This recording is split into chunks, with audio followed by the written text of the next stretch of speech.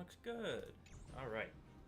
Maybe this is okay. Yeah, I'm back with more Star Rail. Yeah, man, I feel like it takes longer to. And I've seen a lot of people talking about this or kind of complaining about it, honestly, but it feels like leveling up traces takes way longer in this game, even though, as people have pointed out, you get these trace materials like just as fast, if not faster, than in Genshin, like with talent books. Because in talent domains, with condensed resin, you can do 4 runs per day, and if you have pretty bad luck, you'll get like four green books and 4 blue books each, which is, hang on, let me get my calculator out. So that's like 16 each, and 16 green books is like 5 more blue books. So you have 21 blue books. So you have 7 purple books per day.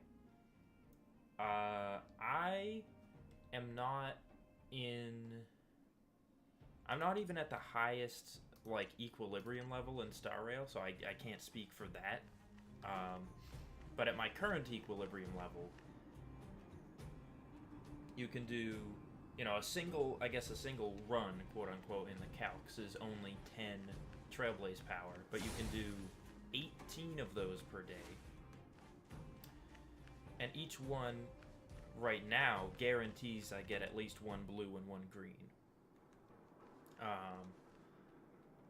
So I will at least get 18 blues and 18 greens each day, and then 18 blues plus, or 18 greens would be 6 more blues, so that's 24 blues, so that's 8 purples. So even now, even though I'm not quite yet, I'm like 1, I think, level away. Yeah, there's 1 more difficulty level that unlocks after this.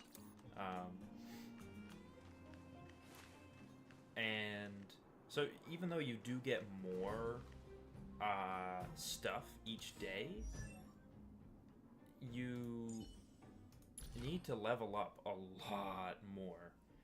Because with Genshin, you have 3 things to level up. Your basics, your elemental skill, your elemental burst. That's it. That's all you have to worry about. They go from, 1 to 10. And, I mean, half the time, you don't even really care about the normal attacks unless you're building, like, Yoimiya or Noelle or Klee. But here, in addition to having your ultimate skill and basic attack, even though the basic attack only goes up 6 levels rather than 10, you also have your talent, which goes up 10 levels as well. So this is already 3 plus another 6, and that's not even considering all of these things. To be fair, these are just one-time upgrades, but that's still 1, 2, 3, 4, 5, 6, 7, 8, 9, 10, 11, 12, 13. So that's 13 more on top of, we already had 36, so that's like 49 things to level up, as opposed to Genshin's 30. So that's probably a part of why it feels like it takes longer, because it probably does take at least a little bit longer. So, yeah. Mr. Svarog! Mr. Svarog's over here, helping out. Saving the day. Anyway, I've rambled long enough. You get the point. So, I did my daily stuff already. That's done. I just finished spending my Trailblaze power. So, I can jump right in and do the event, because I still actually haven't done the event. I almost forgot about that. And then I can actually jump right into the, I don't know if I'm going to do side quests or main story quests today. Because there's some side quests that have been sitting in there forever. Like, I still have side quests in, on the Herta space station and in Belobog. So, I might do a few of those, and then I'll jump into stories. Assuming I have the time. So I actually have 2 of these to do today. This 4th time, I just... yeah, okay. I go to the hotel. I go to the dude. Regan or whatever his name is. I'm gonna go with Regan. Like oregano. Sensors reading. Oh, right. I have to... where am I going? Oh, it's like northwest-ish. 4th time. The art of light and shadow. I don't understand it. I've never even been to Boulder Town. Whatever will I find there? Oh, I guess it's in Boulder Town. Hello, hello. Good to see you again. I hope you're doing well. I've marked the location for you this time. Pay attention and don't miss anything. If it's dangerous, there's extra charge. Ah, I know that. Tell me about it when you run into danger. Now move it. Oh, I feel an intuition coming into my brain. This coordinate feels like it's an equipment that's got to do with images. I can't tell what it is. Count it as a tip from me. Alright, Boulder Town.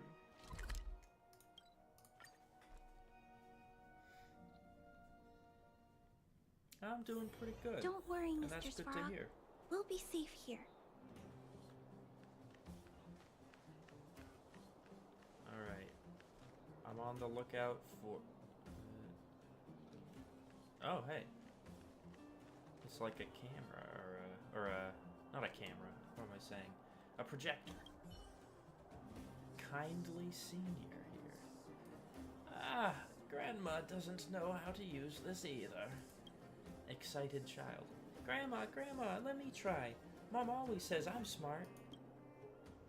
Grandma can't afford it if you break it. No, I won't break it. Let me play with it. I can teach you how to... do I know how to use it? I guess I do. He stops jumping for joy. Wow, Miss, you know so much. You're so awesome. Miss, how do you use this big metal block? Click. Shit, it's a fucking trotter in Rivet Town. With a press of the switch, the image condensed within the mechanical equipment projects onto the wall. This seems to be somewhere close by. If you're not sure, look at it a few more times. Wow! Is this round thing playing on a slide? I want to play on a slide. Oh, you haven't said thank you to the nice miss. The energetic child runs away and the old lady follows him. Now you are finally alone with it. Turn it off.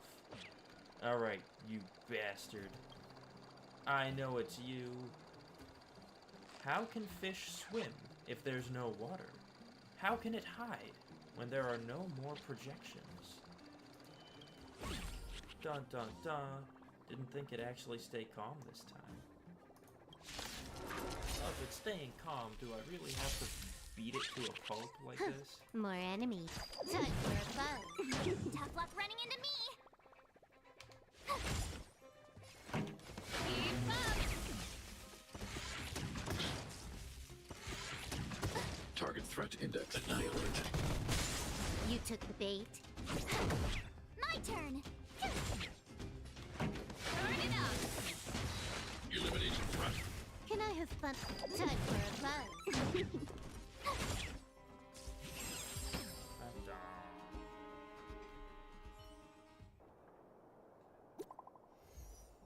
text message. Hello? Hello? Any news? I'm getting antsy over here. Jesus. Firstly, hold on. I know you're anxious about it, but hold on. The anomaly this time is in the projections of a movie projector. That's something new. The anomaly this time is kind of cute. I feel like I could package it a bit and use it for my dear sensor. What? Okay. You come back soon as well. If you have time, have a look at my research plan. If we get a new signal in the meantime, you can head out immediately. Okay.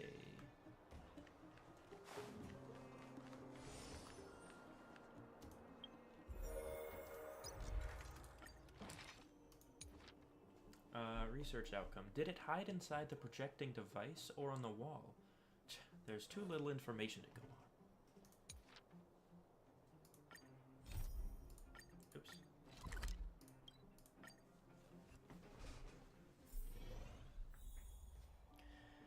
Yeah, it is kind of Gotham City-esque. It being all, like, dark and twisting pathways, kind of tight alleyways.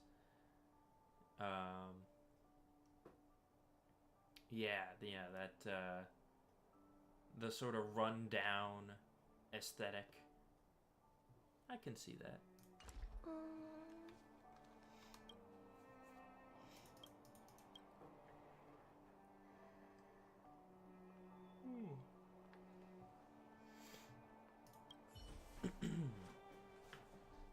Where are we going this time? It's like straight north. Exploring the universe is like looking for a teeny tiny key. To investigate the anomaly in Rivet Town, the key must be found.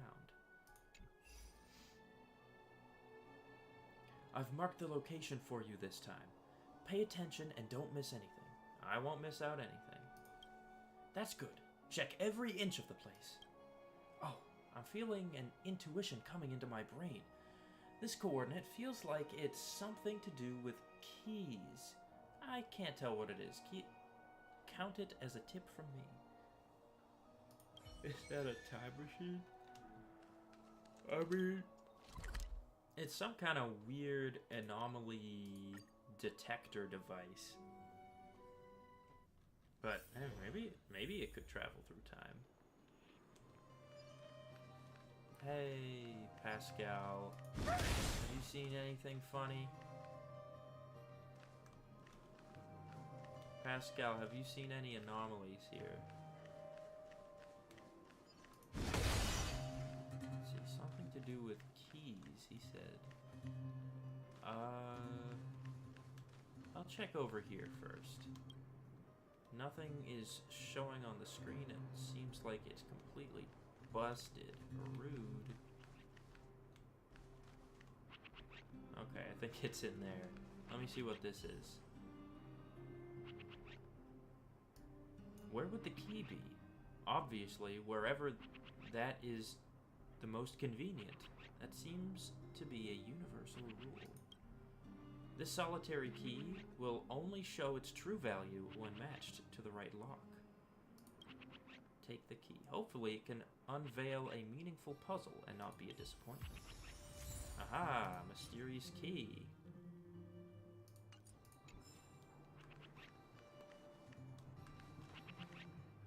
I wonder if he's in here. A double-doored wardrobe. It should be able to contain many things.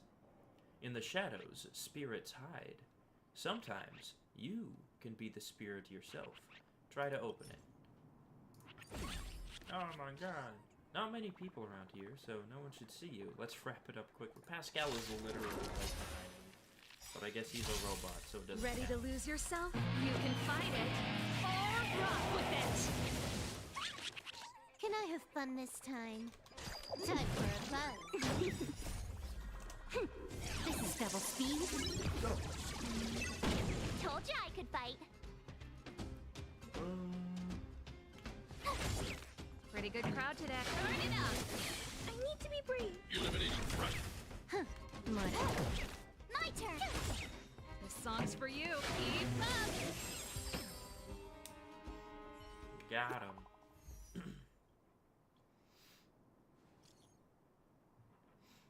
The location it's displaying this time is kind of weird.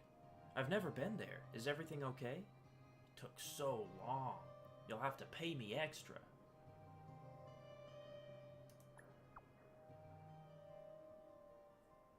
Got so much dust on my clothes. You gotta give me some dry cleaning funds. Yep. Don't you go raising the price on the spot. I don't have a lot of research funds either. Tell me, where's the anomaly this time? In a place of utter darkness. Oh. In a wardrobe. How did he get that? Okay. Weird that he understood that as a wardrobe. Yeah, that's not very creative. Come back soon. Maybe the sensor is close to detecting something again. You'll need to head out quickly in that case. Alright.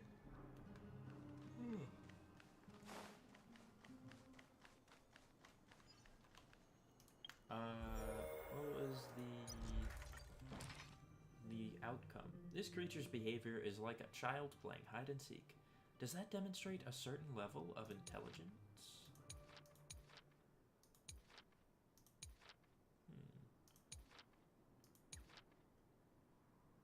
Yeah, nihility's not till the end. Rude. Alright. What story am I doing? That is a good question. Where's my missions? There it is. Let's see. I could either do... Right now I'm sort of between... doing, like, Bailu's story. Like, something more normal. Or finishing up some of these side quests that have been just sitting here for a while. Because this one I know I've had for a long time. Because it gives me fucking Hertarium, which is the Herta space station currency, which is old.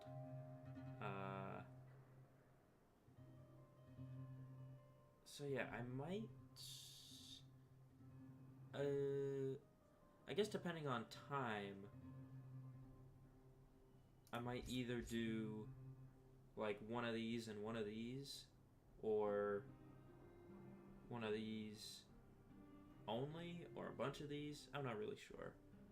I think I'll do this one first, because I get to talk with Asta about the letter from Locus Silenti. Asta claims to have received a secret letter written by a cryptologist from Locus Silenti, which not only revealed the whereabouts of the Xenohydro that had been missing for a long time, but also tacitly implicates that someone in the space station has been covering up for the escaped curio. The cautious lead researcher asks you to investigate.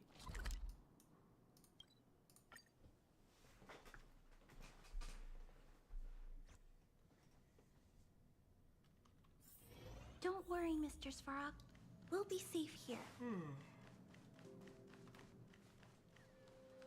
Alright, Asta. It is absolutely lovely to see you again. Are you alright? The Legion is gone, and the curios are back. Various departments are returning to their research, and the newly imported goods from the galaxy are beginning to circulate. It's fucking Asta, let's go! Everything is going smoothly with Project Revival. So, what exactly does this letter mean? I heard you're looking for me? Stell, you're back. Just in time. I asked if you were alright, and I thought you responded. But now you're only just noticing that I'm here? Okay. I see how it is, Asta. Thanks to your help and everybody's hard work, the space station is pretty much back on its feet. As a conclusion to Project Revival, I wanted to summon you to witness the fruits of our labor. But just 2 days ago, I received a strange letter. Now that you're here, perhaps you can help me figure out what it is about. Asta, best girl. Agreed, agreed. I'm a little biased because I might say Clara is also best girl, but I mean, I feel like there's a lot of people vying for that spot. So them being neck and neck is pretty good. Letter from Locus Silenti.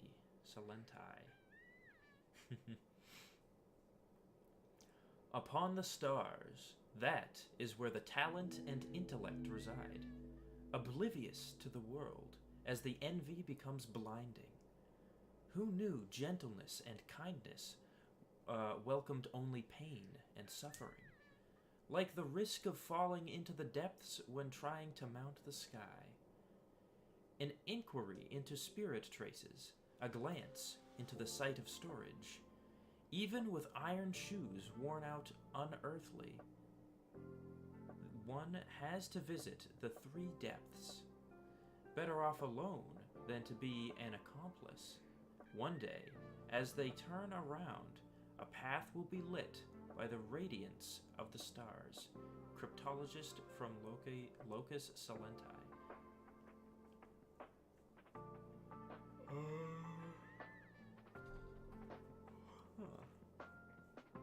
Yeah, I got no fucking clue what this means. I see storage, and I think the storage area, but that's all. That's all I'm getting from this. I often hear the researchers praise you for your resourcefulness and good judgment. What do you think? Any clue what this message is about? It seems like something from the Department of Implement Arts. Yes, only the researcher called Wen in the Department of Implement Arts would speak like that. However, it was a strange story how I got hold of this letter at the beginning. It was sandwiched in a tome called A Guide to Astral Realm Species on the conference room table. Normally, no one looks at it except me. What if they make a card game in Star Rail? Yo, fucking Genius Star Vocation TCG? Genius Society TCG? Whatever you want to call it. I mean, that would be cool, but I feel like I guess it depends on how well TCG does in Genshin. Because if TCG seems to be doing great in Genshin, then they might really consider doing something similar for Star Rail. But at least as far as I know, it seems like TCG's been, well received enough. It's like, yeah, it's okay, good, good. It's good the first few times you play it. Not the best. So, yeah, it's something. It's there. That would be kind of interesting, though, if they were like, if they decided to like have a few crossover cards, like instead of making like, having a whole character from Star Rail come into Genshin or vice versa, they were just like, yeah, there's like a fucking Asta character card in TCG. That'd be kind of interesting. I would have no clue how that would make sense lore-wise, but that'd be cool.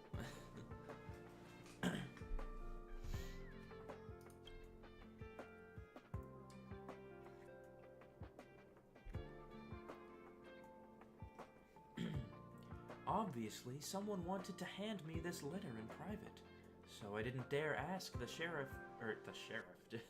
staff in the Department of Implement Arts. Who is this cryptologist from Locus Silenti? As far as I know, there's no one with this title in the space station. It must be an alias.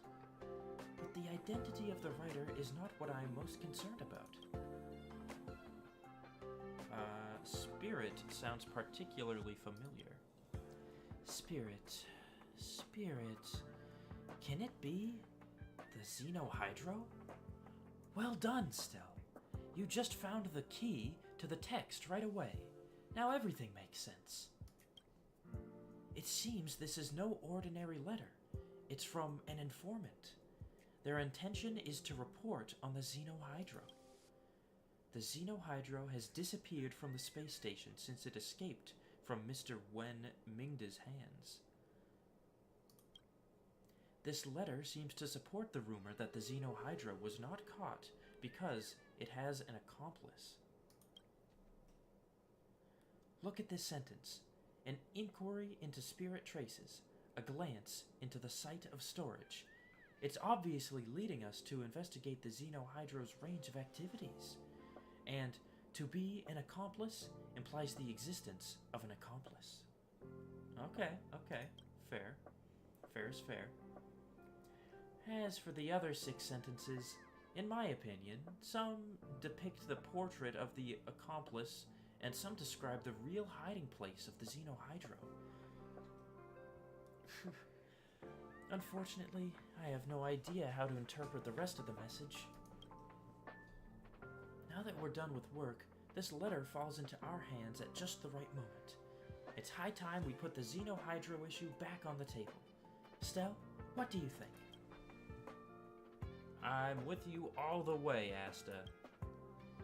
Considering there may be a traitor among us, if I hand this case to our staff, we might alert the culprit. And Stel, you're not a staff member, and you've also met the Xenohydra before. You really are the ideal candidate to handle this case. And if there is an accomplice involved, this matter is no longer a simple case of curio retrieval. It must be handled with caution. Therefore, I would like to ask you to go to the storage zone mentioned in the letter and verify the facts. If we can catch either the Xenohydro or the accomplice, we'll be able to interrogate them. Then I can judge whether the accomplice's motive is malicious or not. At this critical juncture, it is up to us to finally finish Project Revival. Alright. Let's fucking go. It's on the 2nd floor. Let's fucking go.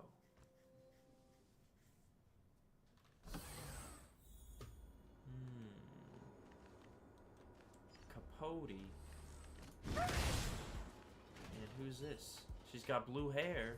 That's suspicious. Capote, what do you have to say? I've always been a rather magnanimous person. In fact, here's a chance for you to regain my favor, as long as you're willing to apologize for your behavior.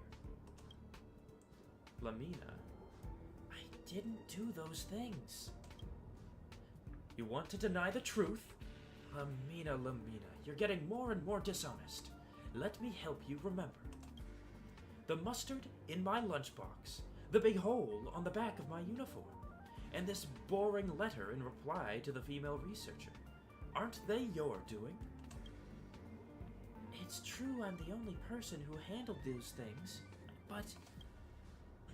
And when I was reporting to Miss Asta, you suddenly shouted, Mr. Capote, it's too late. The Wubbaboos are still waiting for you to play with them. You made her think I was colluding with curios and not doing my job. But I was just stating a fact. We should keep it only between you and me. How many times have I told you that? You were just going against me on purpose. Forget it. I don't think you're going to repent at all. One day, when you're sick of this place and your future is gloomy, you will come crawling back to seek help from me. Just keep praying that by then I haven't replaced you with a Renona, an Elena, or a Barbara, or someone else.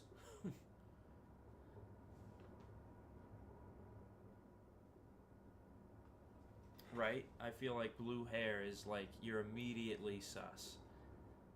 I automatically think you're just a fucking, like, water creature in disguise. comfort Lamina, who's been verbally abused. Hey, Lamina, you were just verbally abused. I'm here to comfort you. When can I become braver? Oh, it's Stell, the hero of the space station. I've heard so much about you. I didn't expect to have the opportunity to see you up close. What are you doing here? I was Mr. Capote's secretary. But recently, I made a few mistakes when I was running errands for him, so he sent me here to work on the curio sorting assembly line. I'm so sorry. You must think I'm a joke. Damn. You're fine, Lamina, you're fine. You did all those things? You heard it all. Although I don't remember doing the things Mr. Capote accused me of. I also suspected someone else, but everything showed that I was the only one who touched Mr. Capote's things. Maybe Lamina's law is really true. The Department of Ecology, they have a saying. Anything that Lamina can screw up, Lamina will screw up. Damn. Also, they put it on the wrong things. It should be can in parentheses and will in parentheses. But it's can and screw up. I don't think that's quite right. Don't rush to judgment yet. That's an interesting law. Come on. How would you feel if it was called the Stell's Law? I have a letter for you to read. Sure, but knowing me, I probably won't be much help. Awkward fade to black, but okay. Well, if I understand correctly, where it says, an inquiry into spirit traces, it seems to be referring to the Xenohydro, a kind of curio from our department, and to be an accomplice seems to be some kind of accusation. Kind of reminds you of Layla. Yeah, I could see that. I am kind of also giving her a bit of that kind of high and airy sounding voice. But certainly, the blue hair helps.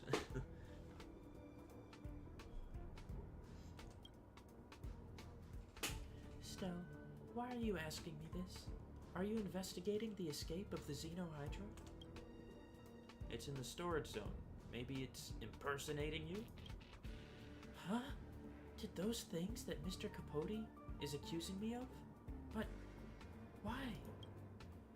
As for the rest of the letter, please forgive my ignorance, but I really don't understand it. But now we know it's in the storage zone, and this area is only so large. Maybe we can take the initiative and make a list of the possible suspects. I'm quite familiar with this place. There are 1 or 2 places I know that are inaccessible where the Xenohydro may be hiding. I can take you to have a look. Actions are better than words. If you don't mind, Stell, follow me. Alright. Excuse me.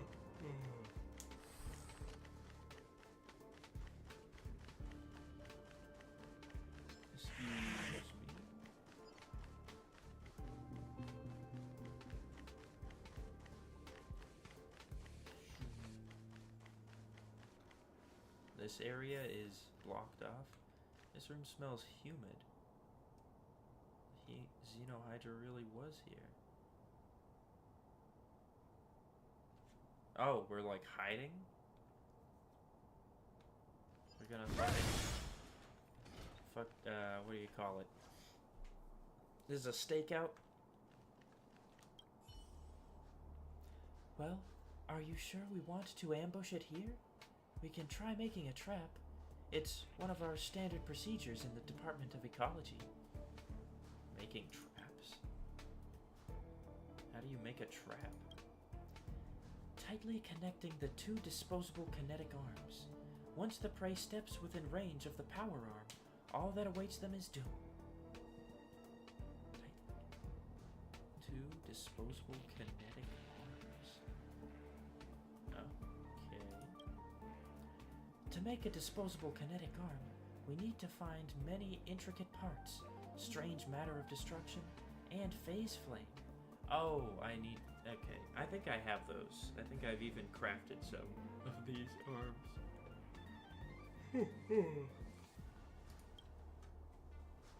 Glad you have such good memory.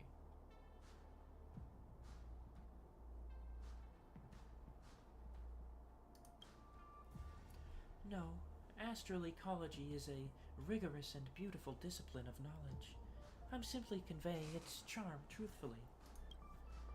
But you remind me that it'll be difficult to gather all the materials quickly. Anyway, we'd better ambush it ourselves. Oh, okay. I thought I had a choice, but I guess not. We may have to wait for a while. Why don't we have a chat to kill some time still? Haven't we been doing that already? Why do you work for Capote? Capote.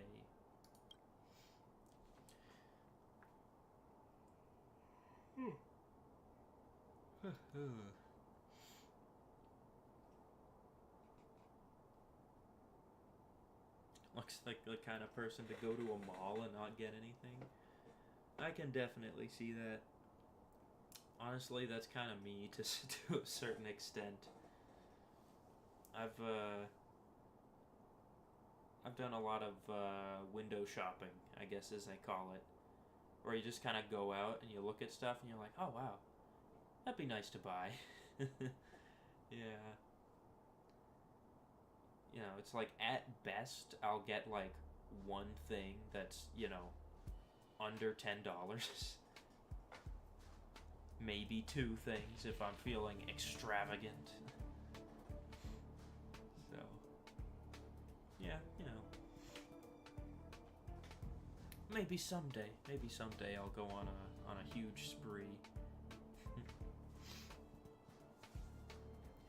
You're not the first person to ask me this question. Except for his fans, many people have a bad impression of Master Capote. They think he's loud and obnoxious. But I've been with him for the longest time. I know that Mr. Capote is not a bad person in nature. He's just naturally gifted in many aspects, so he can't understand other people's difficulties sometimes. In short, he's just spoiled by fate. You're still defending him. No, I'm just stating what I see. Since my childhood, my family has always taught me to focus on the positive, so that life wouldn't be so gloomy. Not to mention, he did give me a job that lets me get closer to the real research work in the Department of Ecology, although the price was to work as his secretary. How do you see yourself, Lamina? Me? I'm just an ordinary researcher. Even that sounds like an exaggeration. Because I only got into the space station in my sister's place. Of course, Mr. Capote doesn't know about that. My home planet is quite poor in resources, and most families can only barely support one person to go on a space journey. My sister was qualified to come to the space station, but she gave me the only chance in the family, and in her life. It's a pity I'm such a failure. If my sister were here in the space station, she would be able to make a name for herself. So how do I see myself?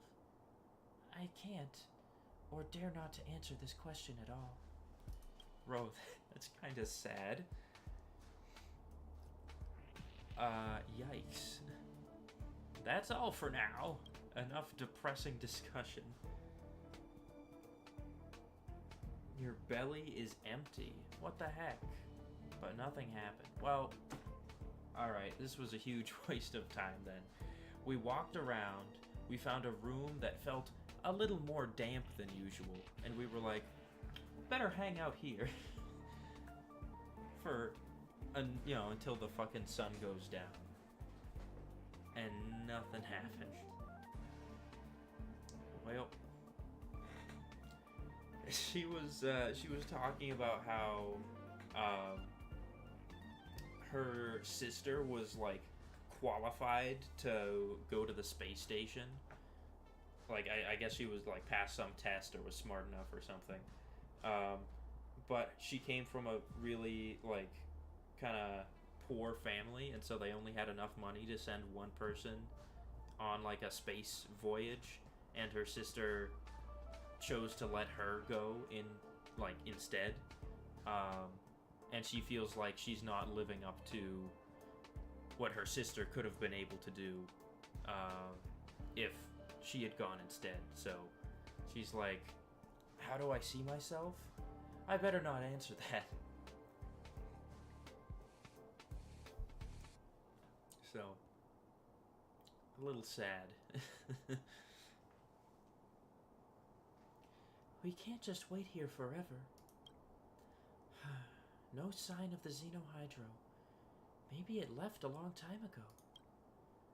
We can look for traces left by the Xenohydro in the room and use them to work out when it was last here. We should have done that from the fucking beginning, but okay. Time to walk around and change my mood. Me too. I almost tried to use Elemental Sight for a second there.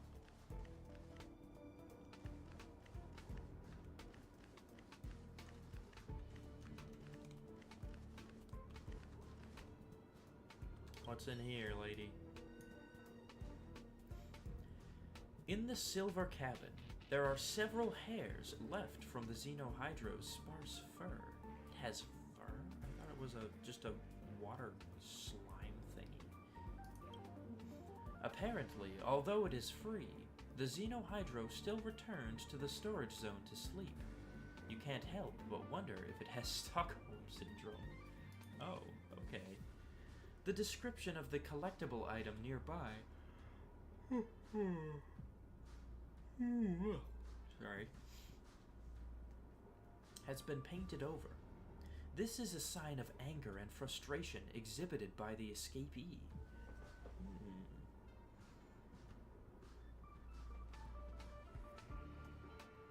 It seems like a her problem. Yeah, honestly, like, your sister said you could go. She was literally like, oh, here you go. Like, fucking go live out in space. And she said, okay. And now she's all like, oh, if only my sister had gone instead of me. Oh, she's so much smarter than I am. She would have been able to do all this stuff. Yeah. Like, dang it. Get some confidence or fucking fly back to your home planet. I mean, she's got to be making at least okay money here. I feel like she might be able to, I don't know, send some money back. Maybe get her sister a ride. Potentially. And then there's something on this screen here. Can the Xenohydro surf the internet? You didn't expect to find such an absurd scene. There is research data about the Xenohydro left on the screen, showing that the Xenohydro was once here, learning about itself. At the bottom of the page, there is a line of unsubmitted words. Gurgle. Nonsense. You'll never catch me. They wrote out gurgle. The hair is completely dry, and the date on the screen is from a long time ago. Wow, fuck. Looks like it won't be coming back. Let's keep looking elsewhere.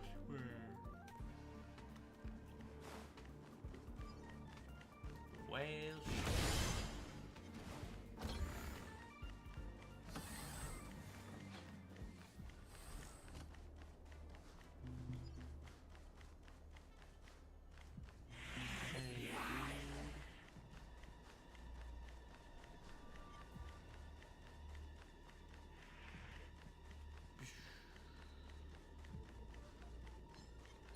what the? Almost didn't see that guy. Ready to lose yourself? You can fight it or rock with it!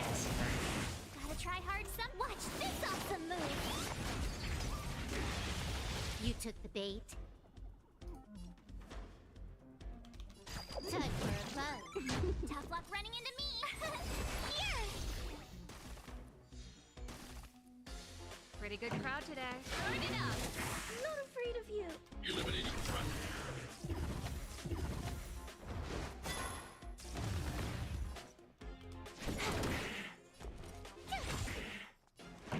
Keep up. Are you alright? Stay back. You can't run.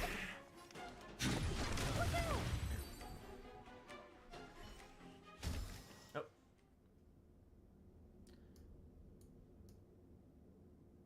Wait, what? Huh? Was that a trap? Darn it. I seem to have fallen for the Xenohydro's trap. The monster's surprise attack caused some serious injuries. Wait, it did? I fucking killed it, no problem. Stell, don't worry. I'll treat your wounds. I have a lot of medicine on me. It was originally given to Mr. Capote by his fans among the medical staff. He didn't want it, so he gave it to me. Oh. How's that? You feeling better now? Yeah.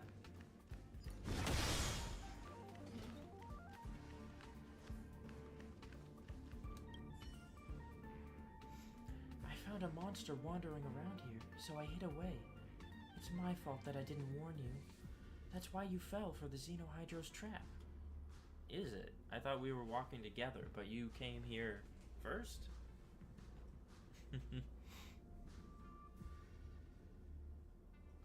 Yeah, you know, she's being a little suspicious. And hello, welcome.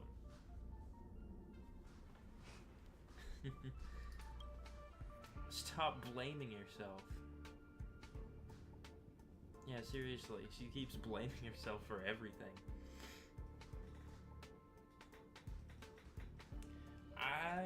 I mean, I don't think we do. I think we just kind of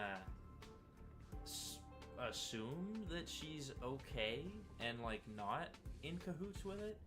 Which is weird because literally Asta was saying earlier, yeah, you know, don't tell too many people about this because, like, there's most likely an accomplice among the staff. And yet the first thing I do is come to this staff member who happens to have blue hair, just like something called a Xenohydro might have. Pretty weird. I know. I feel like I haven't really been helping so far, and the Xenohydro is still nowhere to be found, and I can't think of anywhere else. So, should we give up? It's time to re-examine the letter. You know, maybe we should. Let's see. Upon the stars, that is where the talent and intellect reside, oblivious to the world as the envy becomes blinding. Who knew gentleness and kindness welcomed only pain and suffering, like the risk of falling into the depths when trying to mount the sky? An inquiry into spirit traces, a glance into the site of storage. Even with iron shoes worn out unearthly, one has to visit the three depths. Three depths? Yeah, wait, what's that? Better off alone than to be an accomplice. One day, as they turn around, a path will be lit by the radiance of the stars.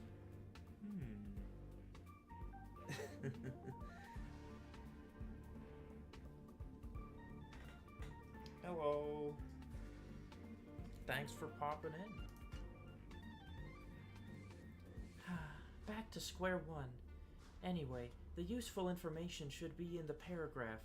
An inquiry into spirit traces, a glance into the site of storage. Even with iron shoes worn out unearthly, one has to visit the three depths. Can you see anything useful? Yeah, site of storage is at the, I mean, we're in the storage area. It's somewhere in the storage zone. The two places we've found so far both meet these conditions. Worn out unearthly. Yeah, that one I have no clue what that means. In this sentence structure, the focus should be on the object. Wait a minute. Unearthly does sound familiar. Stell, do you think unearthly marvel has anything to do with it? What's that? Yeah, what's that? Don't you remember? I heard from Miss Hinkle that you once used unearthly marvel to help her repair major road defects. I did? I think it was when you first arrived at the space station. At the time, word of a young busybody was spreading around the space station. I still don't remember. I don't remember what this thing is, but I guess it's okay. So this iron shoes worn out unearthly refers to the road built by the unearthly marvel? And the 3 depths. That seems like it would be like 3 different locations. Since worn out unearthly is a condition, then the 3 depths should be the second condition. Literally, it means going through the depths of 3 rooms.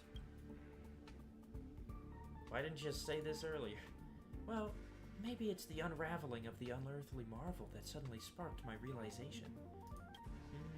Or maybe you are the Xenohydro.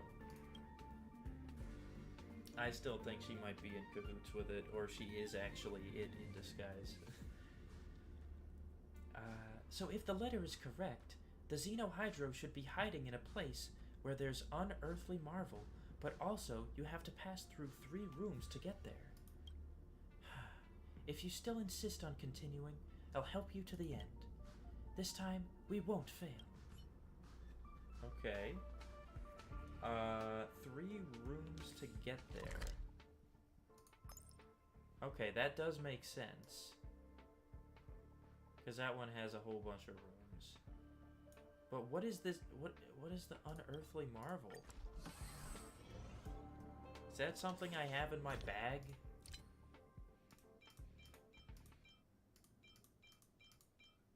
No, I don't think it is.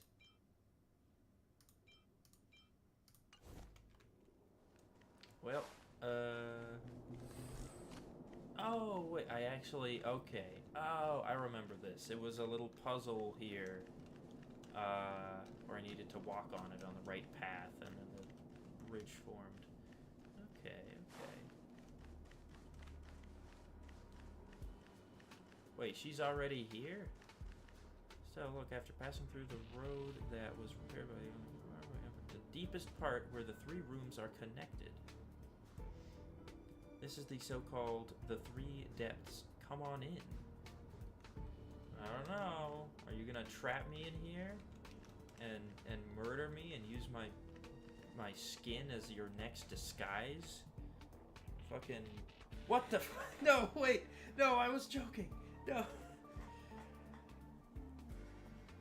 Oh shit. Oh crap. There was actually another fucking me. What? Huh? Huh? I finally got you, Stell. Or should I call you Xenohydro? It is this fucking Superman meme. What the fuck? Good thing I was on guard. As early as a few days ago, the real Stell had already warned me that there may be a Xenohydro wreaking havoc in the near future. I didn't expect you to come so soon. Wait. Oh, wait. She thinks that's the real Stell. No, wait. No, I'm the real one. Oh, crap. You've got it mixed up. I'm the real one. At least I think I'm the real one. That would be a fucking plot twist, though, if this whole time I've just been playing as a copy of Stell. The real Stell actually never left the space station. Let me see. I can just take care of you, bypass Mr. Capote, and hand you over to Miss Asta. So I don't have to be a slave anymore. Oh, dang. Okay. So what, you're just looking to get a promotion so you don't have to be a secretary? What are you talking about? I'm not the Xenohydro. I should have known. Or yeah, maybe she's got a twin sister. I mean, if there's Stell and there's Kylus, maybe there's more than one Stell or Kylus. I'm not the Xenohydro. I've caught you, Xenohydro. If you are not Xenohydro, then who is that standing over there? Bam! Oh, I thought I could actually punch her. Another me. Hey, other me. I finally caught you, Xenohydro. You won't get away this time. You're the Xenohydro. No, you're the Xenohydro. I don't think so. You see, we both have two eyes and a mouth. We sound the same and act the same way. Didn't the Xenohydro have like a gurgling sound, like subtly underneath their voice?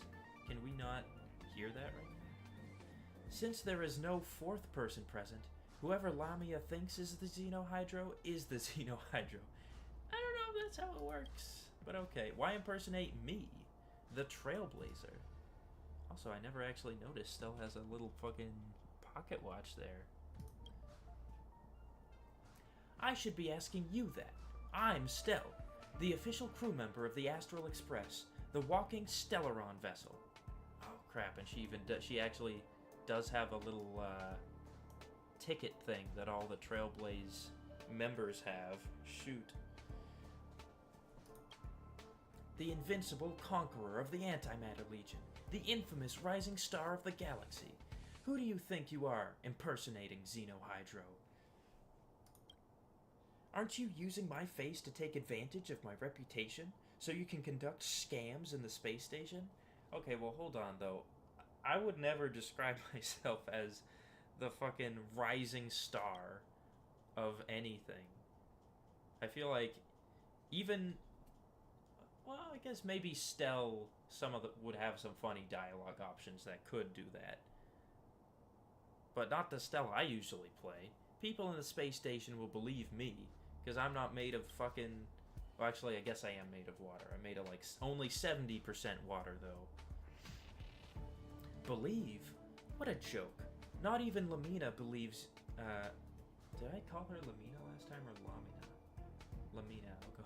believes you right now, let alone the others. I warned you earlier that someone might pretend to be me to get close to her. Do you have any proof that you're not the Xenohydro?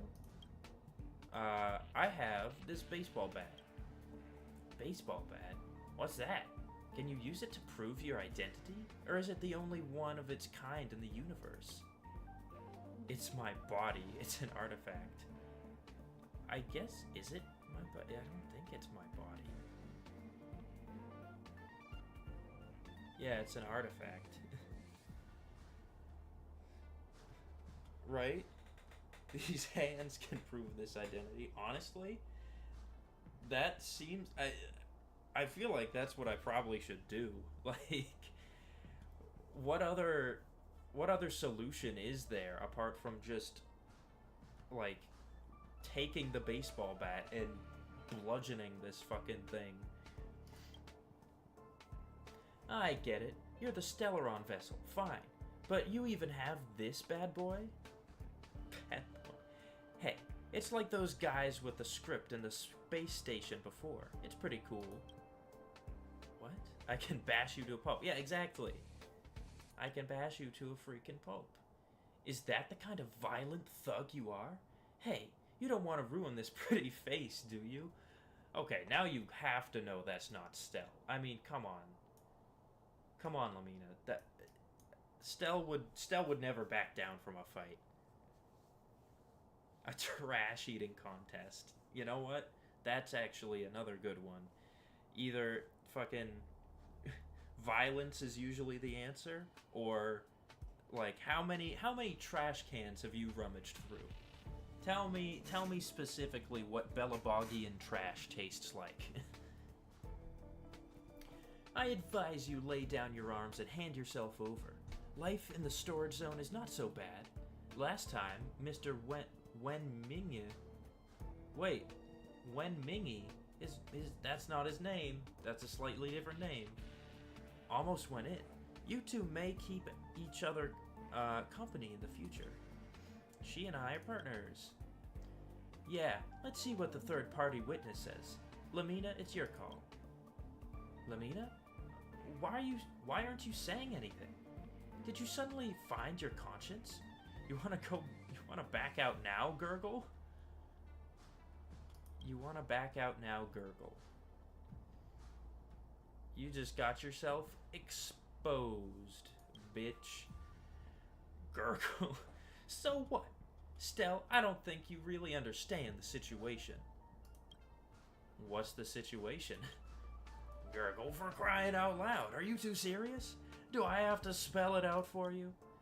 I had long guessed that someone would come to investigate my whereabouts, so Lamina and I decided to lure the investigator here, kill them, and then hand them in as the Xenohydro. Then we'll finally be free. What, are you two, like, in love or something? Is this like a forbidden fucking romance or Gurgle? But I didn't expect you to come. Lamina was soft. She wanted to give you a chance. So we changed the plan from elimination to persuasion. Now, if you want to leave this place, you only have two choices. Either obey and go to the storage zone in place of me, or die and then go to the storage zone instead of me. What the fuck? I highly doubt that Herta or Asta or anyone would willingly leave a rotting corpse in the fucking storage zone. I have a third option. But no, actually, I'm kind of curious. Why did Lamina help you? That's kind of romantic. Y'all fucking? Jeez, is that really what you're worried about? At a time like this? You know what? As your opponent, I feel insulted. Gurgle. I'm gonna teach you a lesson. Oh, well, I guess I don't get to know. Fine. Ready to lose yourself? You can fight it or rock with it. Big girl. Huh. I want to protect everyone too. That's your fault. Time for fun. This is double speed. Double. My turn. You. Pretty good crowd today. Turn it up. You can't run. Gotta try hard. Watch this awesome move. It's like she disguised herself as me, so she must know Tough luck running into me. all the fucking like badass stuff that I've done, The song's and yet she still is trying to kill me. Try that again. Target threat index low. Hide. Like a classic case of fucking My turn. oh, what do you call it? I'm not afraid of you. Or like Eliminating threat. More enemies. the like henchmen think they're tough enough to beat the main protagonist. Syndrome. I hope I helped. What the? Okay, so now there's two of you. Persuade Lamina to repent. It seems you and I are destined to go down together. Sorry, Stell. I'm the accomplice in collusion with the Xenohydro. Out of all the fucking people on the space station, I managed to literally go up to the one person who was the accomplice. Alright, I guess. I'm willing to accept my punishment. What on earth is going on?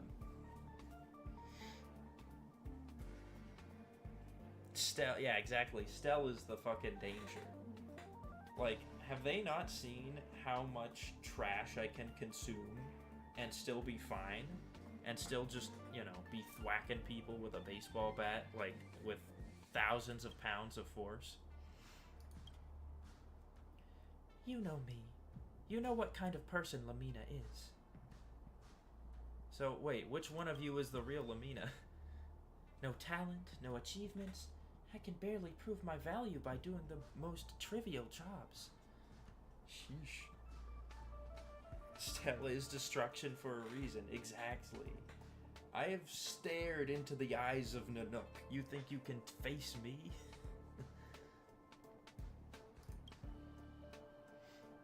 But working on the assembly line all my life, it's fine for me. But how can I face my family? They have sacrificed everything for me so that I can come here. Do I repay them by being a cleaner? Okay, well, I mean, your sister literally lets you take her place. Like, I don't know, and you agreed to that. So, like, shit happens. You don't have to fucking partner up with a wanted criminal, basically. I can't, and I'm not shameless enough to do that. Capote was my first springboard to success, the only springboard. Although I had to rely on him, it's still a decent job in the Department of Ecology. I once thought that if I just served him well, I would at least get a chance to succeed. Hard work always pays off, right? Not necessarily. Until the Xenohydro impersonated me to prank Capote and make a mockery of him. It's like a mirror. It showed me my pitiful appearance. So humble, so weak, so powerless. It also taught me a valuable lesson. Even Lamina can liberate herself from the constraints of others and live like a person. For the first time, I found that I was willing to trade my mediocre future for a free and unrestrained life. So I let it all happen, until the rumor that someone in the staff harbored the Xenohydro became widespread. They called for severe punishment for those who did not report relevant information. That's when I realized that my personal wishes were not important. I can just be a low-level researcher, but I can't let the space station drive me out. I can't ruin my family's last bit of expectation for me. When I heard that someone began investigating the Xenohydro and its accomplice, I made up my mind to eradicate my opponent and protect myself. Finally, I decided to be brave for once, but I didn't expect to be hampered by the bond between us. If only it was someone else who came here. Like fucking Capote, that asshole. I can understand why you did it. Your bravery is wasted in the wrong pursuit. Honestly, yeah, kinda. You were like, I can't let my family down, so let me fucking partner up with a very dangerous being that can shapeshift and impersonate people. That'll make my family happy. Is it? Maybe. When a person is pushed to a dead end, wit might appear cold and heartless, but it's just survival instinct. You said a lot of things that are unlike the Lamina I know. In fact, everything is written in the letter.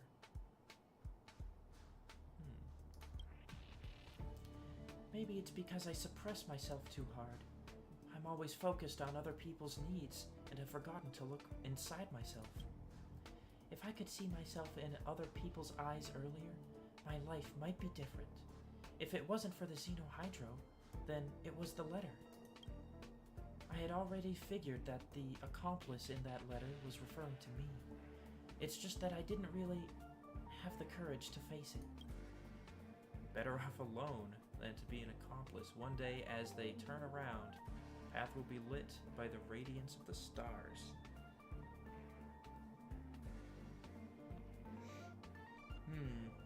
Yeah, I guess that's fair.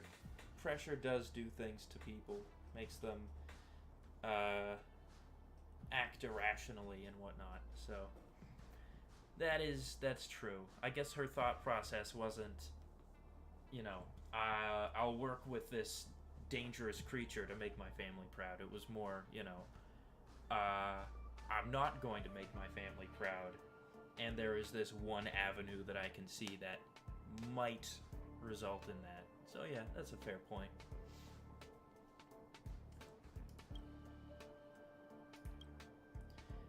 Better off alone than to be an accomplice.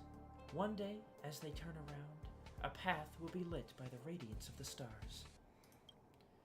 I completely ignored these words earlier.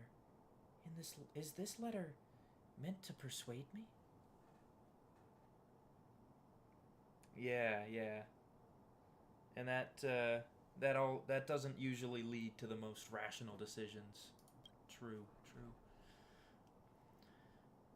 So from the beginning, The informant tried to persuade me to give up my conspiracy with the Xenohydro and live my own life independently.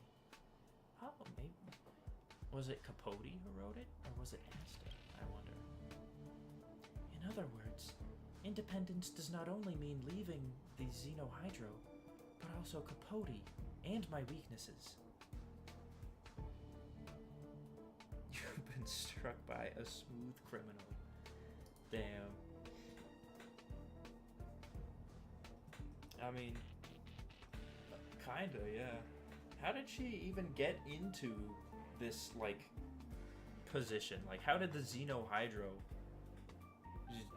Oh, she said the Xenohydro impersonated her first. I remember.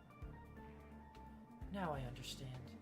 Although this realization has come a little too late. You've committed a crime? You must do the time. They should have put that instead of you must be punished. I can let you... Wait, what? Oh, do I actually have a choice here, or... I have no idea where the sentence was going. I mean, I don't know where half my sentences are going, so it's fine. It's fine. You still have a chance with the Xenohydro. It must be returned. I mean, like, I feel like I shouldn't be the judge here. I feel like if Asta wants to give her another chance, she can give her another chance. But I'm not just gonna be this fucking stopping gap where it's like, oh yeah, no, you're fine, don't worry. I'll just tell Asta there was no accomplice. Like, no. Sorry. Like, Asta's best girl. I'm sorry. I have to be truthful to her. I understand. I'll go back with you and accept due punishment. Yeah, but before that, I'll prove to you that I have really changed because of this experience. Yeah, are we just gonna let this Xenohydro just sit here? Is there anything that we're gonna do with this? But before that, I'll prove to you that I've changed. Leaves immediately. Don't worry, Mr. Svarog. We'll be safe here.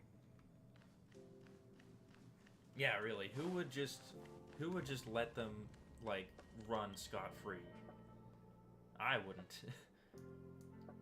You're back. Did you conclude the matter? I got the Xenohydro back. Well, don't worry. The Xenohydro is of secondary importance. Is that Lamina standing with Capote over there? Oh, wait, is that... I can't see. I think that's Capote, though. Clara is adorable. She's probably the cutest character. Oh. Hook and Bailu are pretty close, though. I feel like that's like a three-way tie with cutest character. Asta is like best girl character, and then yeah, it's hard having this many favorites. It's hard when they make all these characters so good.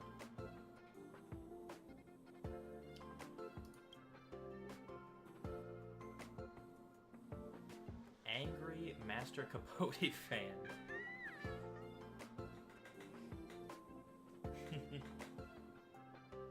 I mean, yeah, I used Mona for quite a long time in Genshin, so I guess I'm just a sucker for the same VA and also astrology. So, yeah. You fraud! You trampled on our sincerity! Heartbroken Master Capote fan. Oh, Master Capote used to be so perfect, and now he's just another deceitful celebrity. Yeah, they share a VA. And they share, like, they practically share a profession as well. When Shilling's even coming in, bashing this guy. Master Capote, I can't believe you eat mayonnaise. That's disgusting. Give me back the gifts I gave you. That's what they're angry about? Lamina, why did you invite all these people? I didn't invite them here. I just told them the fact that I was the one who replied to all of your fans.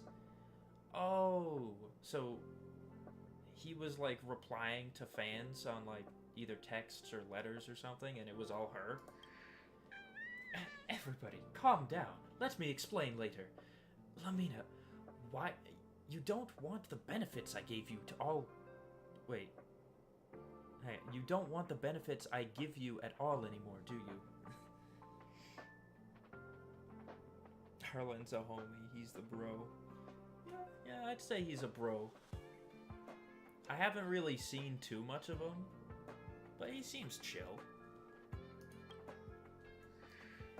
That's right. I don't want any of it.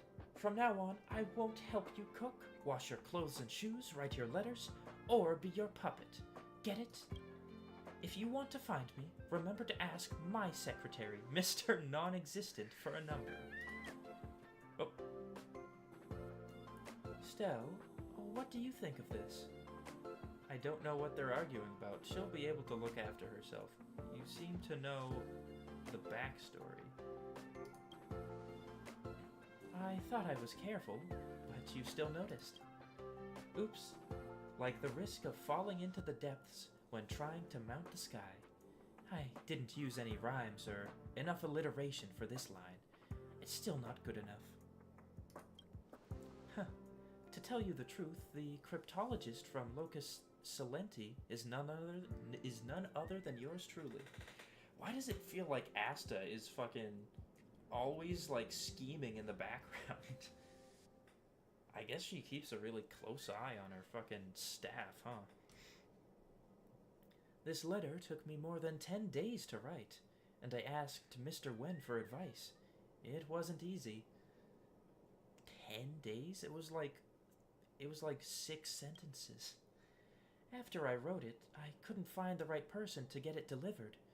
Fortunately, the Xenohydro is just a prankster, and there's no rush to retrieve it. Then you appeared, Stell, and you turned out to be the best candidate. So I came up with the idea to let you and Lamina share some experiences together. See where it takes you. But now you should also understand that Lamina is actually a kind-hearted girl, and she deserves another chance. You are also very kind. She's bound to turn over a new leaf. Why go around this massive circle? Honestly, I'd say it was a nice adventure, but for real, if you knew that it was impersonating Lamina, you knew Lamina was helping it, why?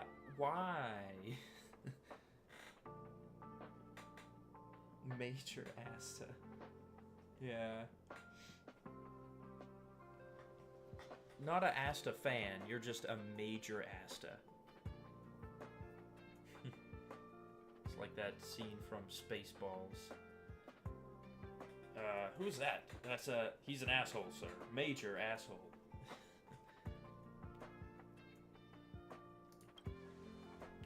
Well, now that my objective has been achieved, I announce the Xenohydro case is officially over. Here's your reward. Thanks for all your help. Please come back to the space station more in the future. Don't forget, there are a lot of people who've received your help here, and many traces of your hard work throughout the place. Alright. Oh, okay, wait, there's more. There's more before I can actually receive my rewards. Hi, Peppy. Hang on, I have to pet Peppy first.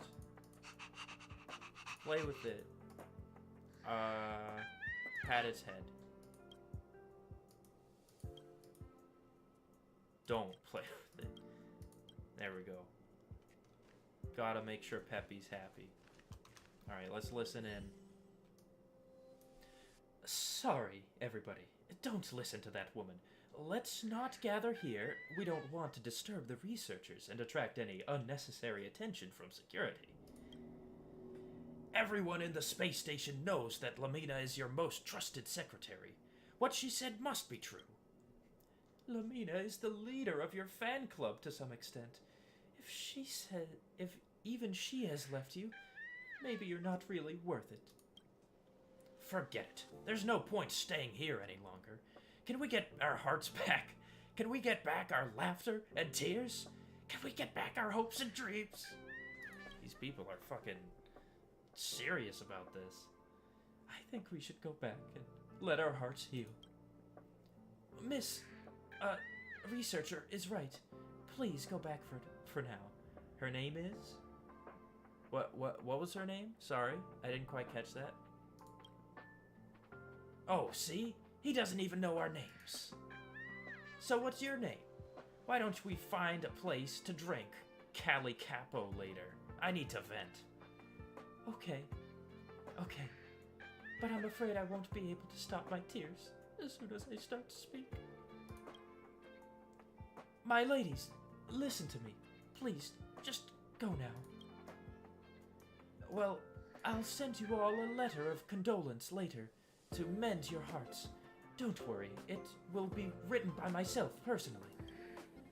Ah, who wants that? It will take me forever just to deal with your previous ghostwriter letters. Oh, fine. Just give me one. It'll complete the collection. Hey, everybody, nothing to see here. Let's bounce. I don't know why Lamina threw that tantrum all of a sudden. There must be an accomplice or something behind the scenes. Alas, I don't have time to think about it. I still have a lot of consolation letters to write. And that's that. Okay, wow. That was honestly a little longer than I was expecting.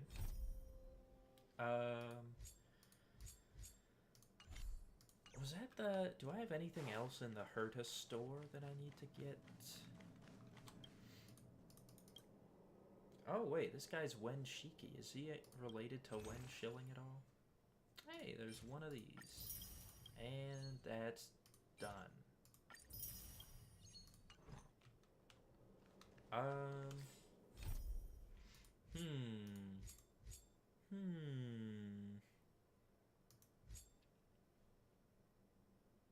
I could do this, but I see this is also a Xianzhou mission, and I was thinking of completing, like, there's no missions here, right? I did all these.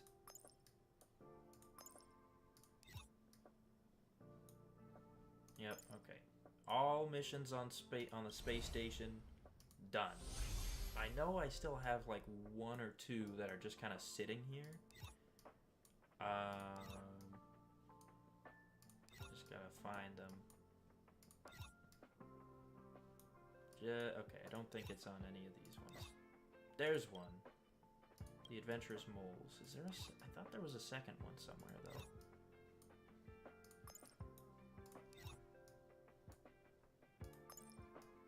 Nope. Okay, well, I guess I'll wrap up the Adventurous Moles then. Don't worry, Mr. Sprout. We'll be yeah, safe I guess here. I've been kind of considering what I want to do, like whether I want to do like one side mission and then other ones, or if I want to do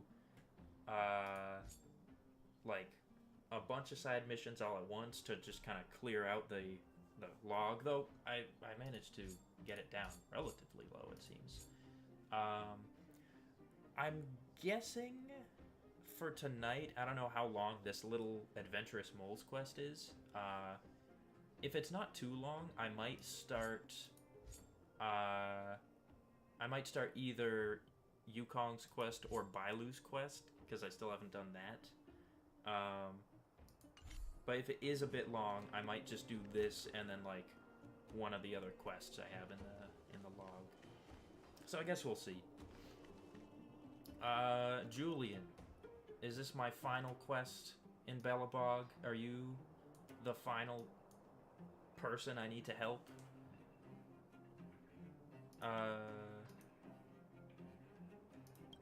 Okay.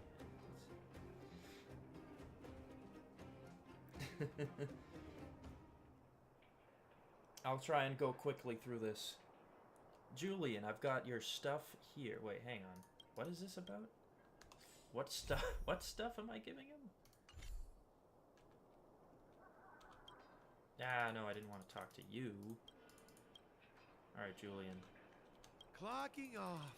Finally. What stuff do I have for him?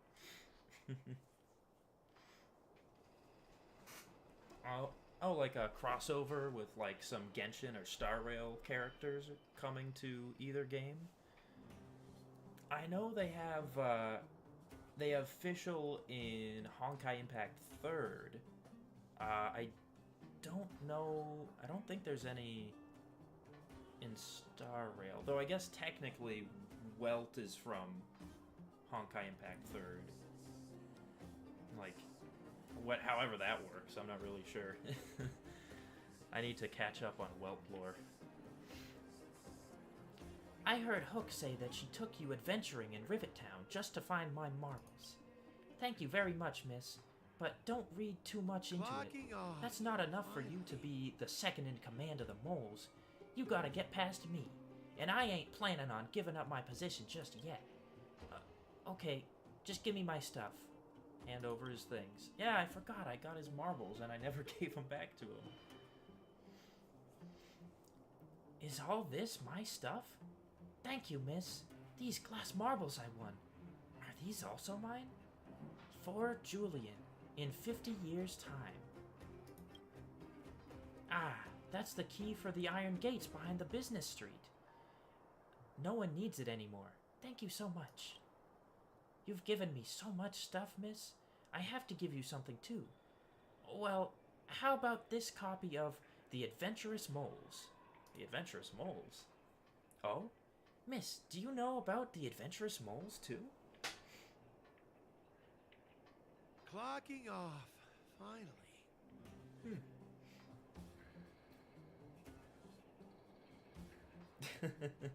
No, that's fine. I mean, I think, I'm trying to think if there's been something other than... Oh, there has been stuff other than, like, characters crossing over universes. Because, like, I know Fischl is in Honkai Impact 3rd, but not Star Rail. But in Star Rail, it is possible to find the Wind Glider from Genshin. There's, the default Wind Glider. Oh, hello. Welcome, another person. That's a cute model. Oh, thank you, thank you. I just sort of threw it together in, what's it called? Vroid. Welcome, welcome. Sorry, I have no clue what the Adventurous Moles is, Julian. Clocking off. Then you have to read it. It's full of interesting adventures. There are all kinds of stories in the Adventurous Moles, but this edition is a bit strange. It's only got the preface and the table of contents. That's not an edition. Someone just tore out all the pages then. Here, read the preface. Oh gosh, I have to... Oh, they highlighted it. Okay. Preface. The Moles' Adventure Tips. Welcome, kid. Join the Adventurous Moles and put your knowledge and courage to the test with Becky, Carbine, and Pava as you become the fourth little mole. Is this where Hook got the name The Moles? The book is divided into 4 parts, each with its own unique story, and a riddle will appear at the end of each part for you to solve. The adventure this time is different from the moles' past visits to distinct jungles, icy mountains, and temple ruins. The backdrop of this story is a place all of our little moles are familiar with, Belobog. During this adventure, a group of archaeologists, this guy keeps talking about clocking off, have uncovered the will left by Drake, the adventurer of Belobog, in which he stated, this is just like fucking Uncharted. I've enjoyed almost 50 years of adventures, and have been to almost every destination in and out of Belobog.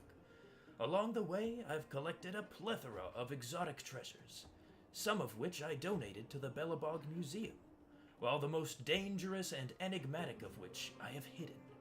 The treasure's location was drawn on a treasure map, which was then divided into many pieces and placed in invisible treasure chests. Only the person who finds all the treasure chests will then be able to find my treasure. This time in the Adventurous Moles, it's up to you, our fourth little mole, to find all the pieces of the story. Oh, so it's like a fucking... Clocking off. It's like a maze on the back of a cereal box. Yeah, I have a tendency to read stuff even when it's super long. I try to do it relatively quickly though if I'm streaming it, so I'm, you know, so it's not too boring. um, if you follow the hints on the list, they will lead you to the correct locations where you'll be able to gather the book pages. The pages conceal clues to the riddles that will lead you to the invisible treasure chest. Wow, okay, so this is convoluted. So I need to find the pages which conceal clues to riddles that will lead me to invisible treasure chests. Jesus Christ. By collecting all the pages, not only will you complete a copy of The Adventurous Mole's Hidden Treasure, but you'll also discover Drake, the Great Adventurer's treasure. Every clue in the story may hold the key to understanding the riddle, so think carefully and don't dismiss any clues. Don't be concerned if your acute mind briefly fails you. As long as you follow your intuition, you will find the answer. We have also prepared several helpful resources for the adventure, which are printed at the end of the book for your convenience. Are you ready to embark on an exciting adventure, little moles?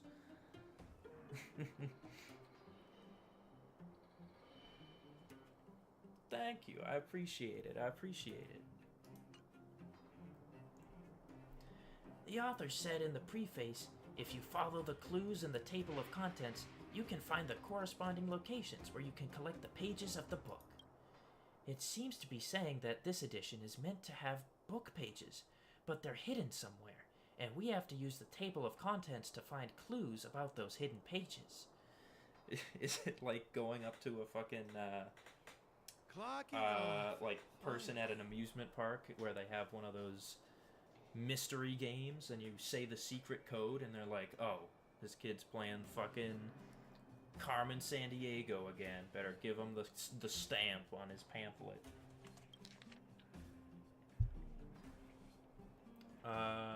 Preface: the unexpected parchment near the entrance of an open-air cafe in Backwater Pass. Open-air cafe. Oh, I think I know where that is. The missing miner's lamp. The in Boulder Town's Great Mine.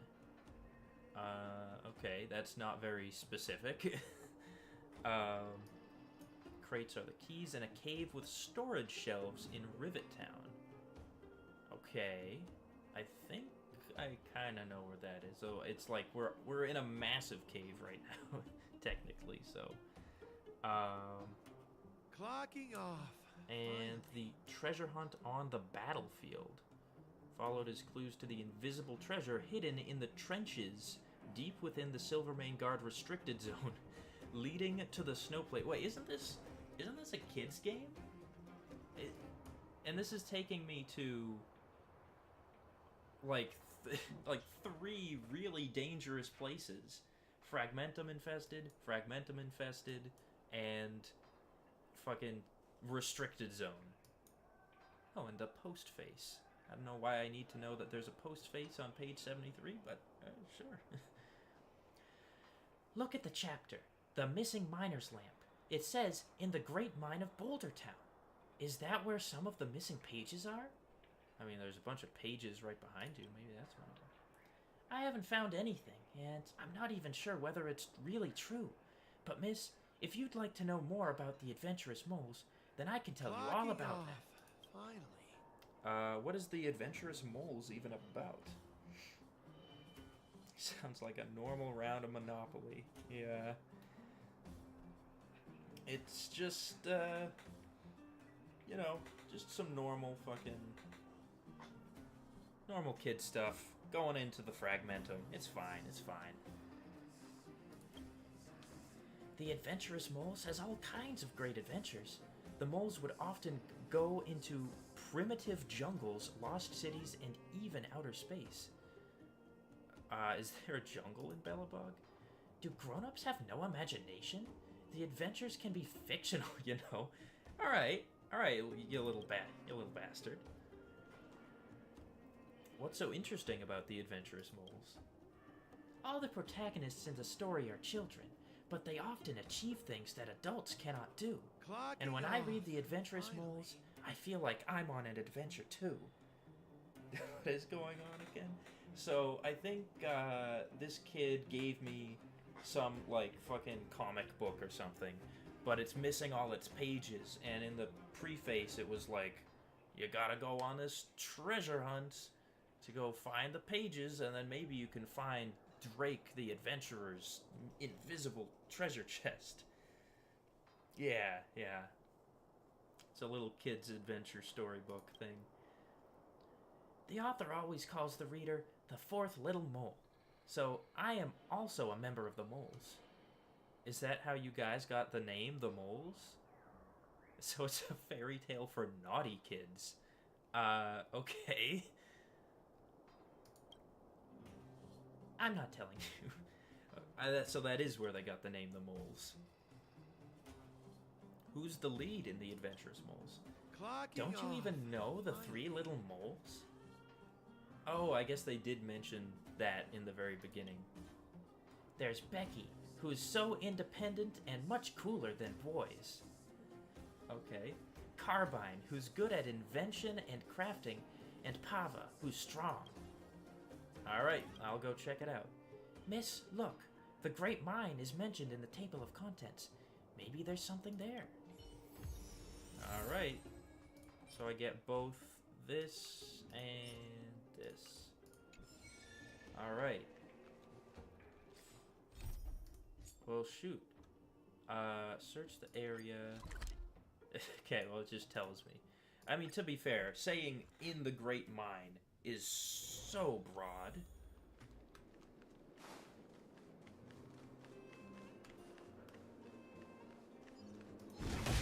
Oops. I meant to punch the barrel. Oh well. Oh, fucking Trotter. Alright, I'll just let them take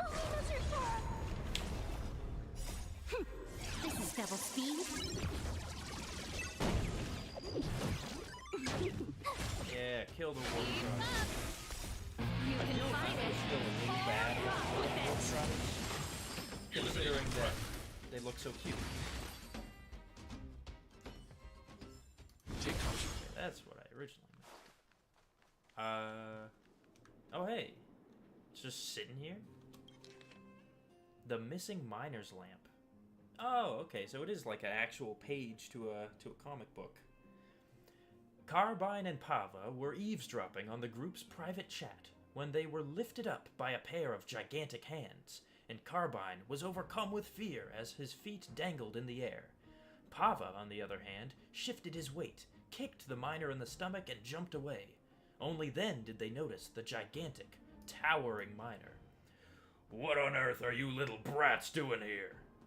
Pava's kick angered the tough and muscular miner, who huffed out, "It's dangerous out here. You should be at home, not here." Hey, you two kids over there. Remember how I told you not to fall out of line? Becky donned her safety helmet, work gear, and gloves, and transformed into a little miner. Can you let me handle these two kids, big guy? I'll get them out of here.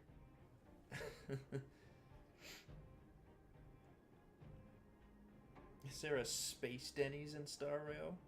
You know? There probably is. There's if there's all this stuff from the IPC, like fucking Findy, that's super like spammy with its personalized ads, there's probably a Space Denny's. That would be a cool place to visit. The two little moles understood Becky's words immediately. "We're lost. Please take us back, sis." The burly man was a little hesitant, having never seen such a short miner before, but he didn't think too much about it. "Keep an eye out for your team. The mines are dangerous." The burly man turned and marched away, carrying a pickaxe heavier than Pava. "I'm always the dependable one. What were you two eavesdropping on?" Becky inquired confidently, pushing up her safety helmet. Pava was about to point to the group's location when he realized no one was there anymore. "I recall them saying, Let everything return to its rightful place. Let the stars return to the sky. So that's what it is, Carbine said after a brief moment of thinking and a glance at the wire mesh fence on the other side. Carbine appears to have discovered the secret. Dear readers, do you know what he should do? Mole tip, if you pay close attention to the surrounding miners' lamps, you'll be able to figure out the answer on your own. Let everything return to its rightful place. Let the stars return. What? So I just hang the lamp on the ceiling or something?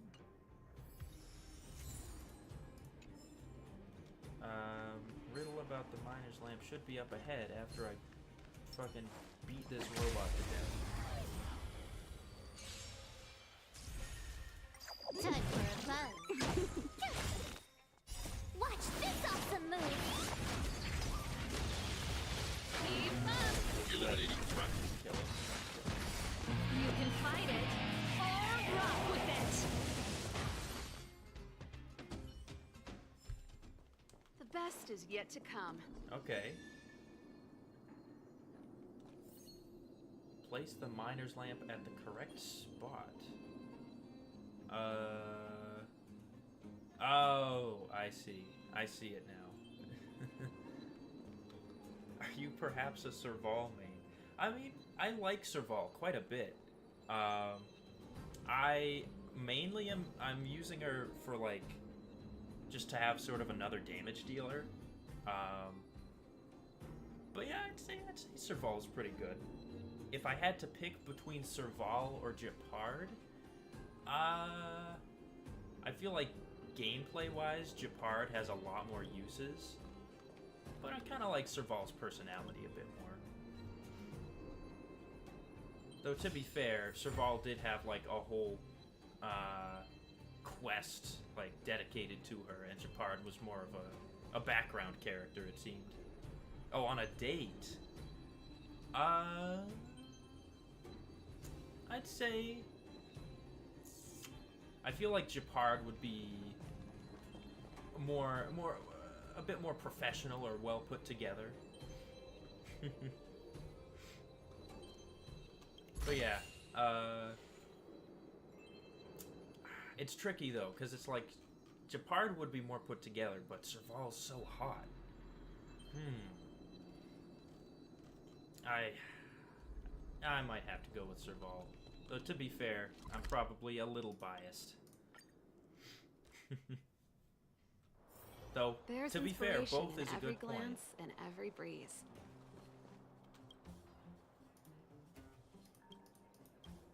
About the adventurous moles. Wow, miss, I never expected you to actually find one of the pages of the adventurous moles. Oh, so you didn't believe in me, huh, Julian? Miss, maybe you can track down all the rest of the missing pages with clues from the table of contents.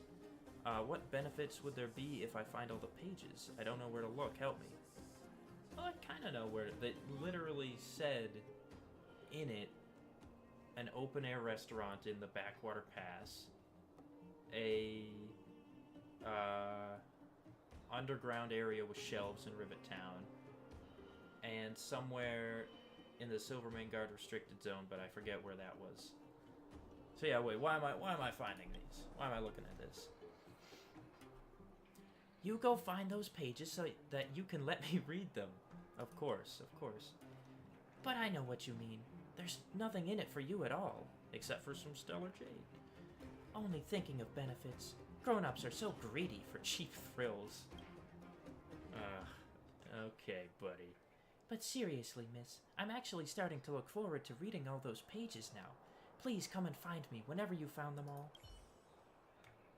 Okay, fine. Okay. Right. I think the underground area with shelves is over here.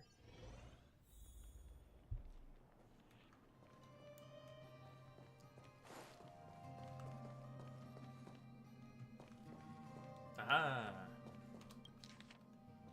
The crates are the keys. Carbine rushed to hide behind the crates used to store Geomarrow. They took Pava! This is terrible. or this terrible thought kept echoing in his mind. Maybe we shouldn't be looking for Drake's treasure in the first place. However, regret wouldn't bring Pava back. Carbine needed to think of something to do to help. Becky placed her hand on Carbine's shoulder, trying to calm him down. Just a few days ago, they were eating sun cakes and talking about how to spend the holiday. Now they were involved in an unexpected conspiracy. Why did those who attended the gathering want the treasure? Where was Drake's underground hidden door? And what would they do to Pava? She couldn't answer any of these questions. Hold on. Becky picked up a piece of paper. It looked like something used by the school they went to, which meant it was left by Pava. There's nothing on the paper, and it's sticky. Sticky? It might be Pava's invisible ink. Carbine recalled the small things he made in the secret base, and how he used invisible ink to write things down. If the text was written with brine, you heat the paper. If it was written with white candle, use charcoal powder to make the text visible. Let me have a go. Funky, a freeloader? I mean, I'm fine with anything, I think.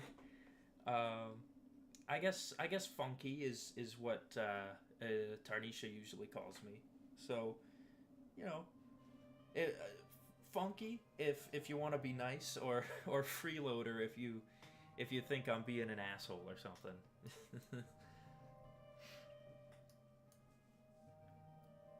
And sure enough, the piece of paper carried secret information. Carbine moved the paper under the light of a miner's lamp, and a line of fragmented text appeared. Shelves, crates, arrange, same. Speak caveman. That's a funky name. Freeloader funky. Thank you, thank you. The name's Bond. James the name. James the name Bond, James. Bames John is having a strong call the Bondulance. The text was just some weird words pieced together, which is of no surprise, given Pava can't see what he was writing. Oh, okay, I guess that's fair. He's writing in invisible ink. He had to make things simple and space out the letters. Becky gave it a quick thought, and it dawned on her that Pava was sharing clues that could lead to Drake's hidden door. The crates are the key. Opening the hidden door is easier than doing chores. Becky read with excitement. Dear readers, do you know what she should do? Multip, if you pay close attention to the shelves on both sides, you'll be able to figure out the answer on your own. You just keep being funky. I try. Funky is my middle name.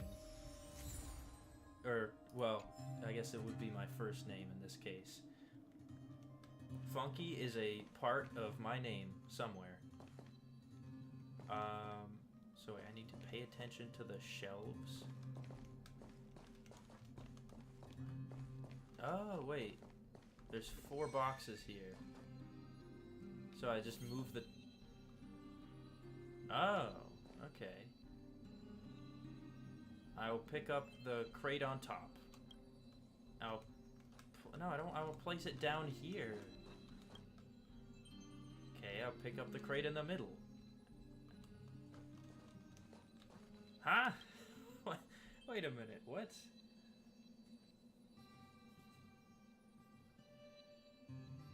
I sound so tired. Am I sleeping well? I mean, my sleep schedule could be improved, but it's not terrible. Oh, wait, I see now, I see. I didn't even see this shelf. It's fine, it's fine.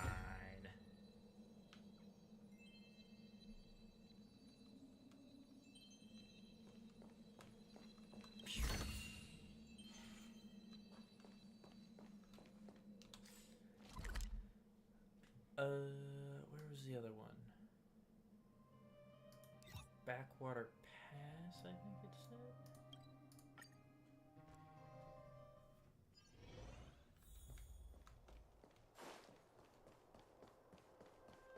Backwater Pass. Friday Night Funkin'. I should. I'm pretty terrible at rhythm games usually. But maybe, I might give it a shot at some point. Also, this doesn't look like a comic book page. No, it's remnants of a barista's fucking handbook. Oh, no, I'm not reading that. There's some things even I won't read. Aha, there it is.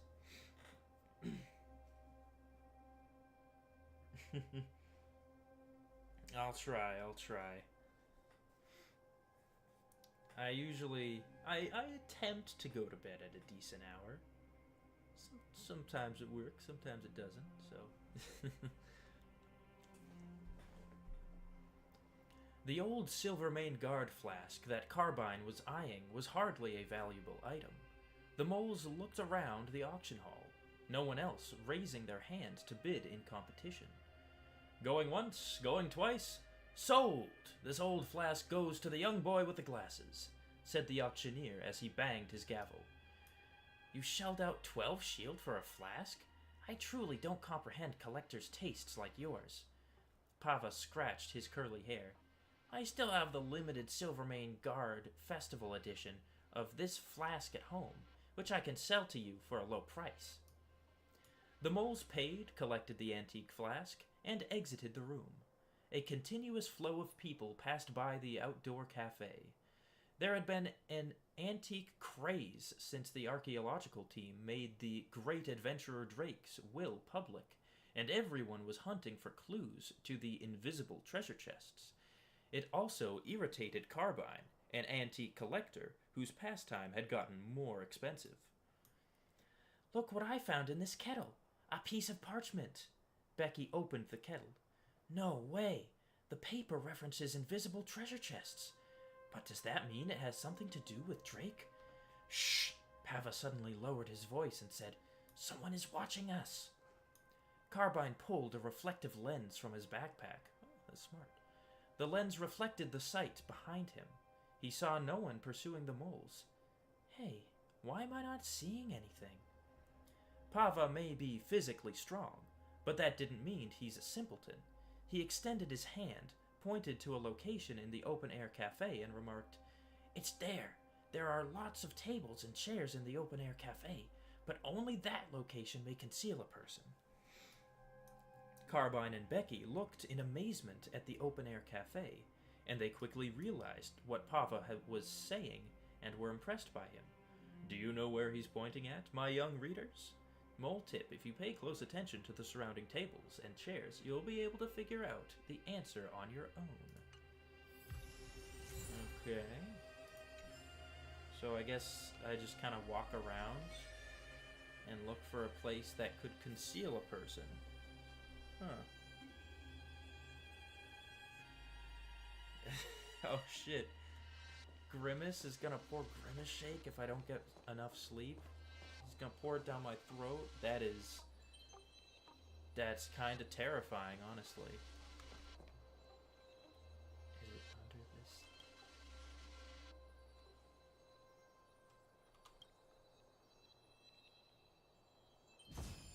this? Wait, what?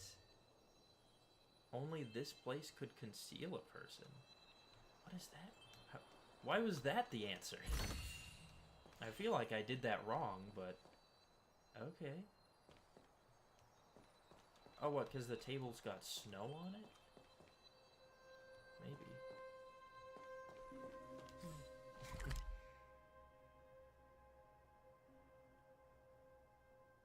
It's going for fucking $300 now that it's sold out? Oh. You couldn't pay me $300 to have a fucking Grimace Shake.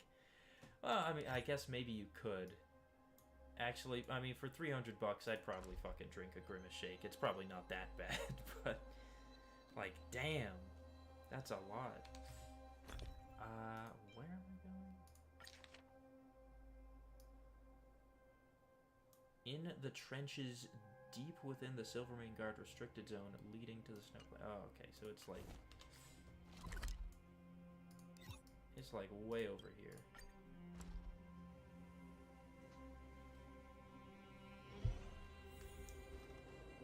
Oh, like it's like right here. Treasure hunt on the battlefield. Don't let them get away!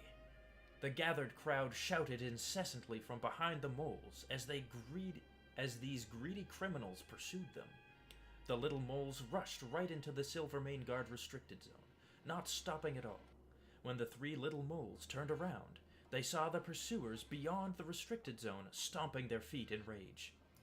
Pava's uncle was a Silvermane Guards officer, and with his help, the little moles made their way to the camp's depths, the location where Drake's treasure had hinted. I'm not heartless, Pava, but couldn't you get your uncle to arrest all those bad guys? Carbine was still enraged. They kidnapped you, which is against the law. Yeah, no, that's pretty terrible. Kidnapping a child? I feel like at least some of them should be arrested for that. Yeah, Japard just hangs out here. That's one of the things that Star Rail has that Genshin doesn't, is like once you complete the story, the side character, like all the characters actually stand around somewhere and you can chat with them. It's, you know, a one-time thing and it's not voiced, but it's still something. Don't worry, they're not getting away from it. Pava's uncle had helped the moles countless times in perilous situations, and he was their most dependable collaborator. Leave these things to us adults. Your adventure is still one step away. Oh, this is supposed to be the uncle. From being completed. Go finish it. The industrious and smart soldier will check the gun 4 stands. Wait, we'll check the 4 gun stands every day to make sure there are exactly 3 guns per stand. No more, no less. Becky read from Drake's last message.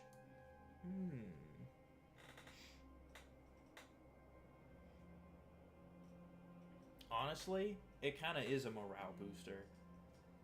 Like, if you if you just fucking are like doing terrible in like simulated universe or something like that, you can just go pay a visit to your favorite character and be like, oh, it's nice, it's good to see you. Like, even though technically you can have characters visit your teapot, it's not the same as them just like I just want to see Jean in her office, man. Is that too much to ask? Would someone really bury treasure in a restricted zone? Pava's uncle never believed in the invisible treasure because this was where the army was stationed. Neither Drake from hundreds of years ago nor anyone centuries in the future could have buried unknown treasures in the middle of the army. Since it's an invisible treasure, there has to be a means to find it. Carbine paused for a moment, convinced that he already knew where the invisible treasure was hidden. Have you got any ideas on how he'll find the treasure, my young readers? Well, Tip, if you pay close attention to the decorations nearby that fit the description of 3 guns, you'll be able to figure out the answer on your own. Yeah, if you read the highlighted line where it says, make sure the 4 gun stands have exactly 3 guns on them, you might be able to solve the puzzle.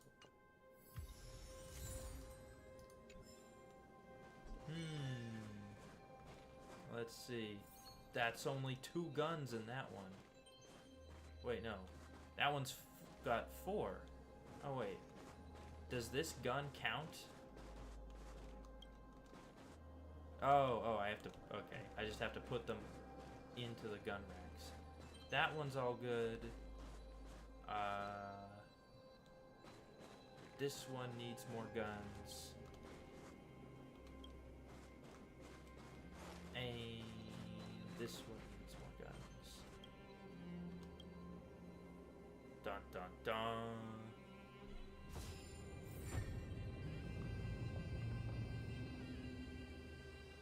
Jeez. Japard, you didn't notice this ever? Japard, what the hell?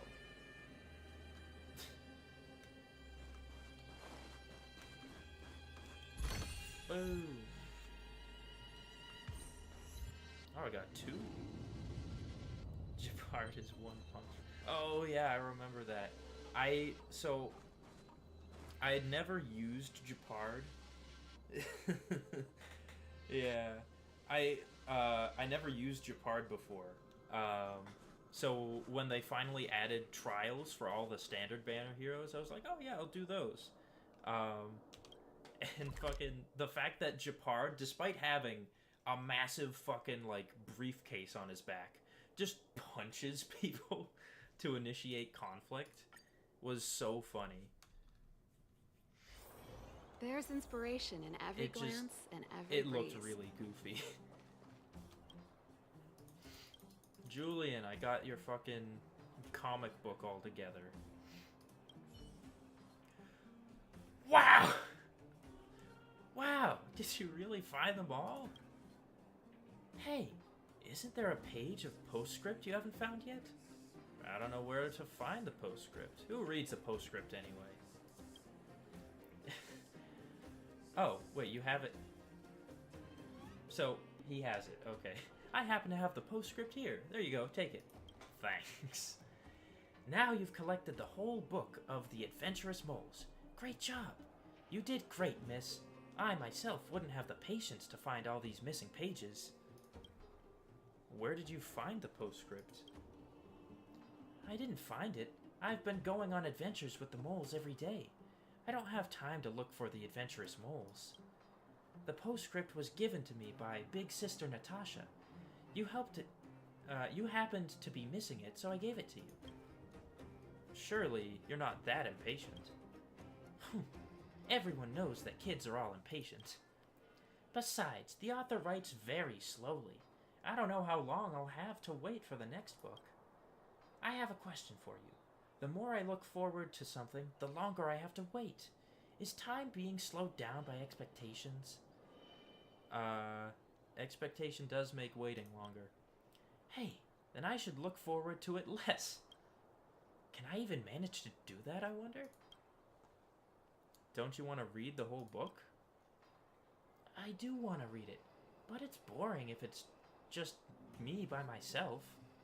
Don't you have your friend right here? Can't you get Hook to read it with you? Oh, miss, since you've already collected all the pages for the Adventurous Moles, why don't we bundle them up and give them to a publisher? That way, all children in Bellabog can read it. But doesn't someone write these? Wouldn't that be getting rid of the whole point of this storybook? More errands to run. Miss, you'll definitely hit a payday if you hand the manuscript to a publisher. Go on then. The moles and I can't wait to see the new book getting published. Anyway, I mean, publishing a book can't be just done overnight. Also, wait, what's in the postscript anyway? Anything important? The moles will solve the mystery, no matter how difficult it is, and Drake's invisible treasure is nearing its conclusion. The three little moles displayed their investigative skills again in this adventure, and of course you, our fourth little mole, are the most important contributor to the adventure. Young readers who have read The Adventurous Moles know that this is only the beginning of their exploits, and the little moles have many more adventures ahead of them. Drake, the story's great adventurer, is content with a fantastic adventure, even if it is only once in a lifetime. However, such an adventure is not enough for our young readers. What gives me the right to say such a thing? Is it because I'd like to keep selling books? Of course, this is a factor. But more importantly, I want to give my young readers the experience of adventure without the peril of it. I don't want you to meet any bad guys in real life, and I don't want you to be trapped in a crisis like the three little moles. Parents frequently write to me, I don't want my children to read your stories anymore, because they will just follow the moles and embark on dangerous adventures.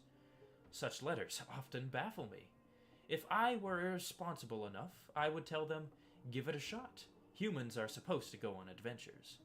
However, given the parents' concern, I would respond, the safest adventure I can think of is merely going on an adventure at home by reading a book without taking any risks.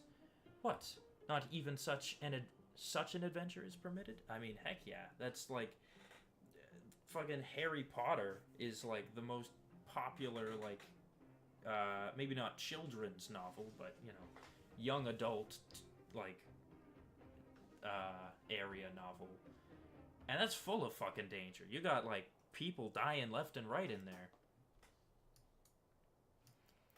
Authors are notorious for complaining about their hardships in the postface of their works, so please forgive me if I do the same.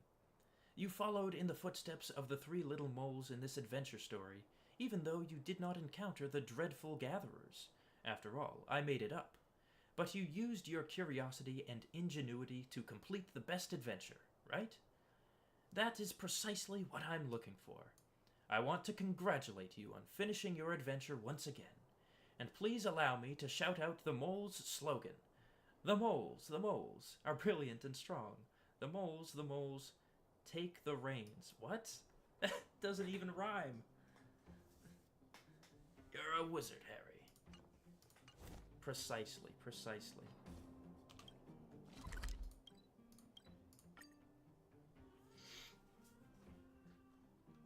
You're a wizard, Julian. There's inspiration in every glance and every breeze. Oh.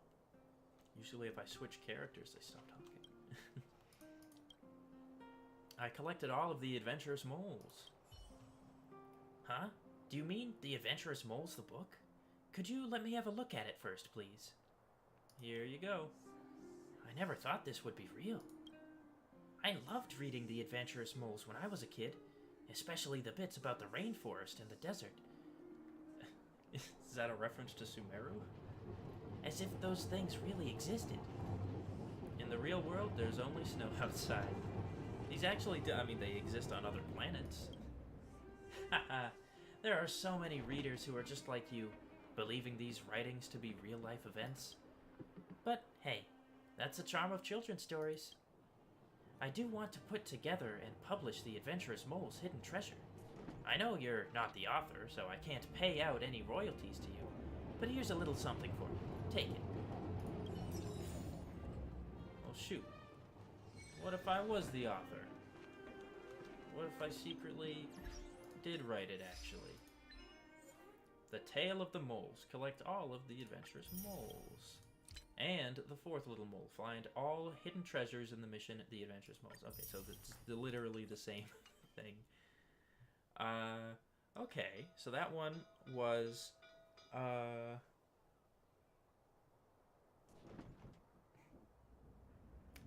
maybe. They think it, they like, yeah, they really did exist at one point, and now people are all saying it's children's stories. You know, yeah, I guess, if they plan on, like, you know, in Genshin, they've expanded on older regions before. You know, we got the Chasm in Leeway. So maybe in Star Rail, there will be, like, an expansion to Belobog at some point. That'd be pretty interesting. I'd like to see that. Alright, let's see. Do I have time for a story? How long are these character stories? It's like an hour, maybe? I'd say if it's an hour, I might have time to do it.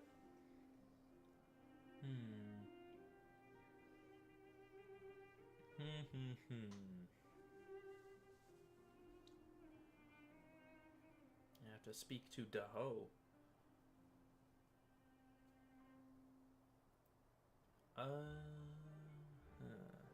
Long? Shoot. I guess I could, I guess I don't have to do it all in one sitting. Yeah, you know what? I just won't do it all in one sitting. Where should I avoid, though? Hit the streets of Starskiff Haven and talk to Tantan. Okay, so I won't go over there, so I don't trigger that quest. And look for something... Where is that? Oh, Artisanship Commission. Okay, so I'll just kind of avoid over there. That's actually a good point. I tend to not skim dialogue that much. I'll like, or I guess I should say I read the dialogue quite a bit, so it might take me a bit longer. So yeah, I'll start it, and then I'll probably just continue it next time. If I don't have too long. I'll usually do streams every other day, so I guess the next one would probably be like Thursday night. So just throwing that out there Time to log in case it off. does Head back. spill over into the next one.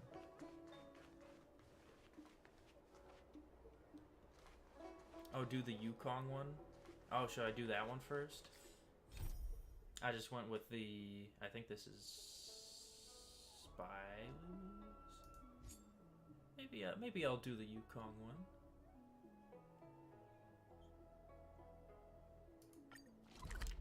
Sure. I remember I was here earlier doing some, like, running around doing some of the puzzles and stuff that I had missed before. And I got a text from, somebody. I'll have to go and reread it.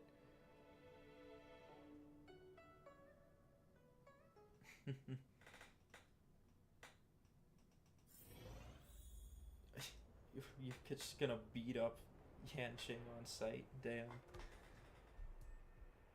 Oh, Bailu's is lighthearted and Yukong is angst. Interesting. Where was it?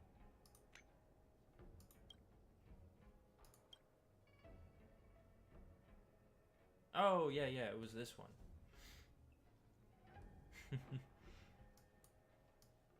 Right, so there was a technical something or other.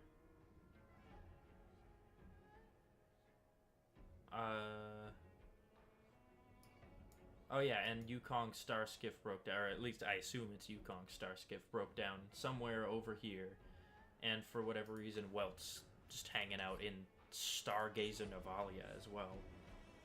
Kind of a weird place to just be hanging out, Mr. Yang, Mr. Welt Yang. But, I mean, who am I to judge? Hey. Sorry. Am I bothering you, Mr. Yang? How far back can his head turn? Ah, that's like the max. Sorry, Mr. Yang. Is there a problem, Mr. Yang? He's saying no, there's no problem. Okay, I'll keep going.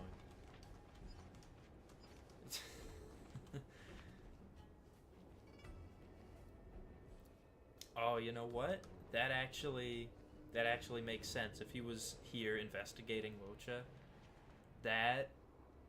I could definitely see that being the case. So let me just break this. Alright, Welt. What's happening, my dude? Looks like there's smoke rising in the distance. There is? Miss Chiquet sent us a psi crane. See if you can get an aerial visual. This is an emergency. We need to find where the star skiff crashed as soon as possible. Chiquet. Okay, I was not pronouncing that right. Okay, I guess I'll connect. Jumping right in. Identify.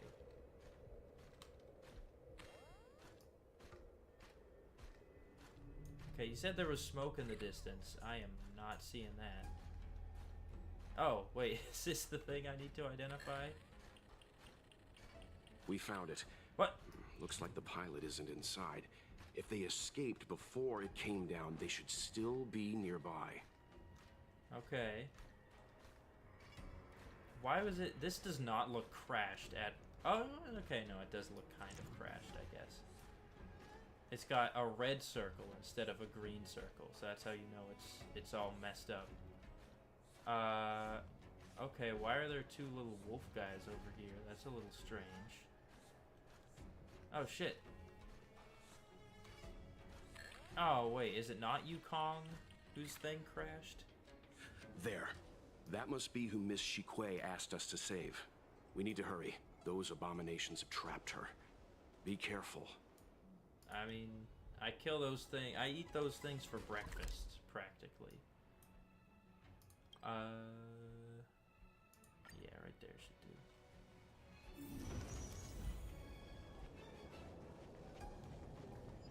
Oh. Oh. Hey, get out of here! It's too dangerous. Go get someone from the Skyfaring Commission. Tell them Ching Ni is in trouble. Ching Ni? Who? It's okay, we're pretty tough. They're only abominations. We got this. Okay, see you later.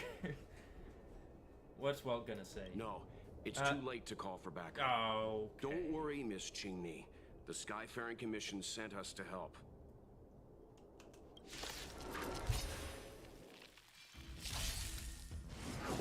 Ouch. Ouch. Fuck him up, Clara. You know what? I kind of hate this. Time for a fight. This is double speed. My turn. We're freaking killers out here. Turn it up.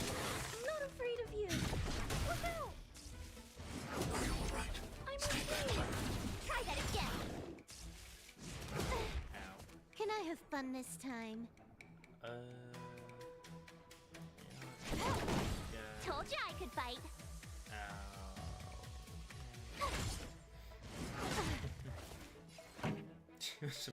She was like part way through her turn. Keep up. Ready to lose yourself? You can fight Like, it. go Or get someone roll else. with it. Go get someone else from the Skyfaring Commission. So I was like, oh, okay, I'll go do that. And Welt was like, you fucking moron. Hide.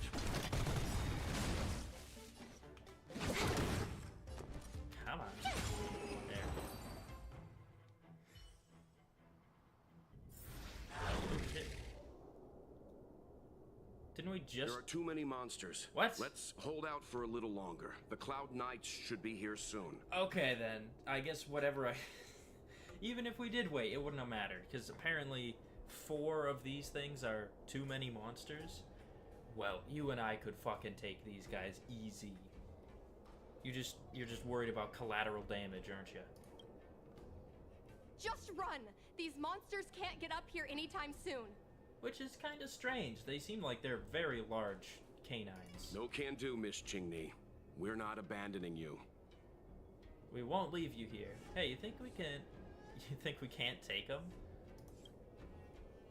Right? Easy. Let's not get ahead of ourselves. Oh, come on. That was cute, though. That was a cute little smirk and smile. I like that.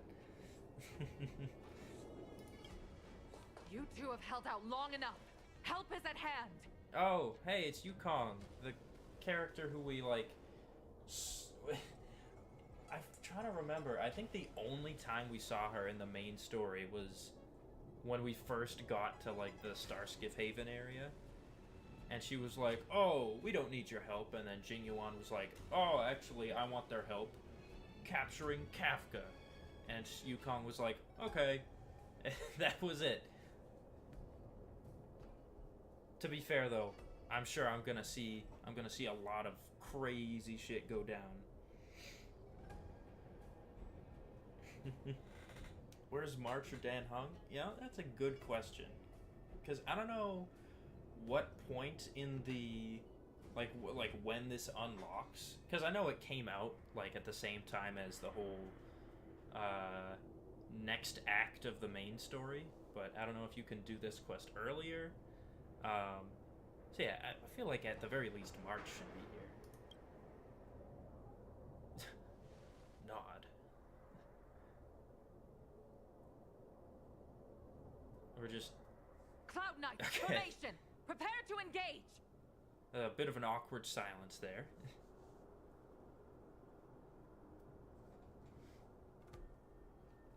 You didn't like her until the quest, and then you started using her way more.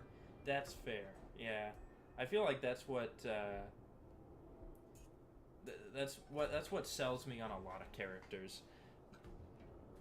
As long as the quest is done well, because sometimes the quest is just like fucking it focuses on some random NPC for like 70% of the quest, and then the main character, who the quest is supposed to be about, is like sidelined. That part kind of sucks. But I mean, if she's showing up already, this is a good sign. Do I get a trial? Hold on, Chingy. Nope. We're coming to get you. Ow! No, don't hit her. I want to protect everyone too. Okay, wow, they really are coming Can I after have fun this Silverwolf time? is basically my Tingyun. Time for a fun. She gets focus fire to big This is double speed. My turn. You. Gotta try hard sometime. Watch this awesome Yeah, move. exactly. Yeah. Pretty good crowd today. Freaking Genshin, man. Keep up. Target threat index lowered. Eliminating threat.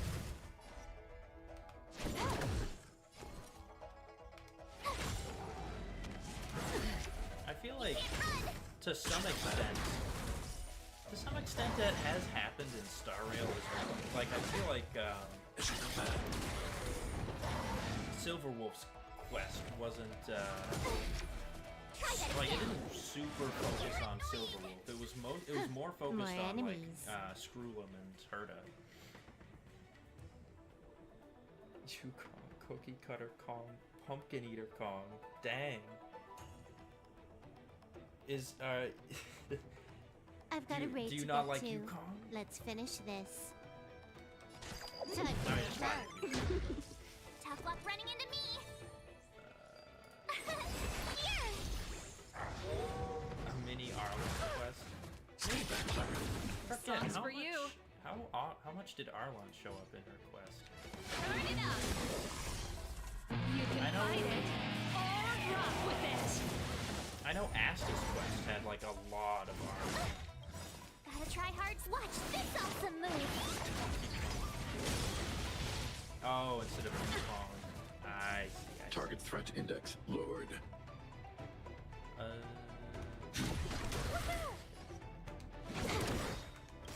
This combat needs optimizing. This is double speed. My turn. You. Stop using your fucking howl. Keep up. Eliminating threat. I want to protect everyone too. Oh, you're just giving it a Try that name. again. Okay. I didn't know if it was just like regular names or if it was like the oh, you fucking pie crust eating fucking Tough luck running into me. Starbucks slurping bitch. I don't know. You know, one of those things. Here. Try that again. Gotta try hard. Watch this awesome move. Pretty good crowd Slander today. Yukong later. Turn it up. Yeah, we'll just have to be Cloud Knight's rescue the trap go. Hooray! I didn't know the Hellmaster of the Skyfaring Commission dealt with situations like this in person. Yeah, seriously. A little weird. We'll just have to be out of range of Yukong's big fox ears, so we can talk some shit. Indeed. I should be reviewing files in the Palace of Astrum. However, Right. Qingni decided to put herself in danger and trouble our esteemed guests with her safety. As her mother, I couldn't sit idly by. Mother? So that's why. Dang. I didn't know you had a daughter, Yukong. Oh, wait, that's why... Isn't she with a little kid in her light cone or something like that? Qingni, have you thanked your benefactors yet? I mean, we just finished rescuing her. I wouldn't blame her. Thank you, benefactors. You're welcome. No need, Miss Chingney. It was nothing. It was nothing. As easy as taking out the trash. It was all thanks to Madame Yukong's timely appearance. I didn't really do anything. Yeah, it was easy. barely. You Astral convenience. Express trailblazers have outstanding manners, but your allegories are a little odd. Are they as easy as taking out the? I thought that was a common allegory.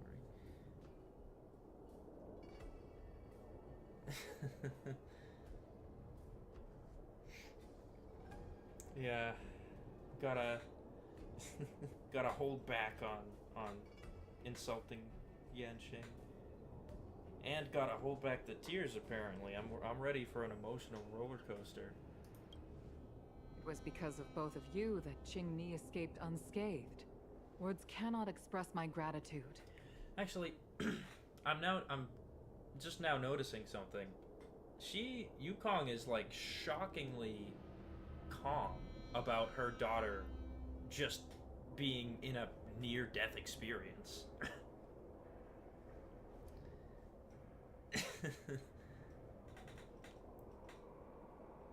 I think a part of it they've said is he just reminds them of Xingqiu. Everything. Just sort of like the maybe not bratty kid, but I guess he kind of gives off a bit of bratty kid vibes. But I mean, you know, he's there. But yeah, I feel like Yukong, instead of her first reaction being like, "Oh my God, my daughter! Thank God you're safe," she was like, "Have you thanked these people yet for saving your ass? Fucking thank them properly." Like, damn, Yukong. In fact, by way of thanks, I'd like to invite you to the Palace of Astrum for tea. It is about time we knew each other better. Oh shit, inviting us for tea. The feeling is mutual, Lady Yukong. We would be honored. Can I also get some money, though? Then, for now, I will excuse myself. Qingni's irresponsible actions caused much trouble for the two of you. Allow me to apologize once again on her behalf. Jeez, I mean, she is right there. She could apologize, too. Yeah, that's fair. That's fair. Very hard-headed. I guess, you know, to a certain extent, that does definitely fit with her character, that reaction. Like, even though she is a mom, that, I guess, shouldn't overwrite her, her regular nature. You always do this, Mother. Scold me before figuring out what actually happened. Mm-hmm. It was a dire situation. I was the only one who could... You promised me, Qingni. We shall discuss this when we return. Dang. Breaking a promise with your Please mama? excuse us, benefactors. I look forward to our meeting. Alright.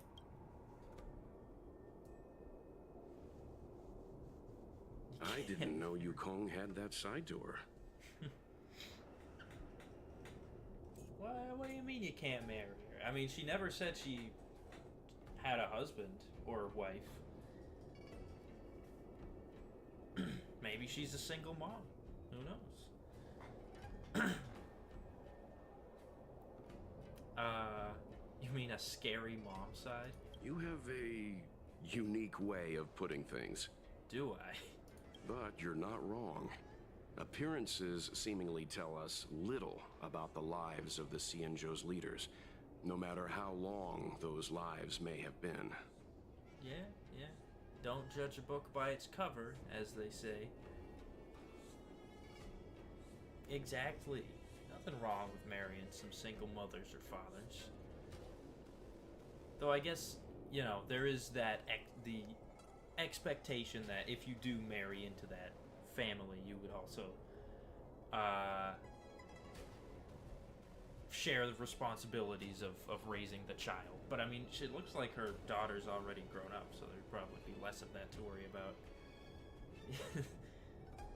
Yeah. Just go for it, you know?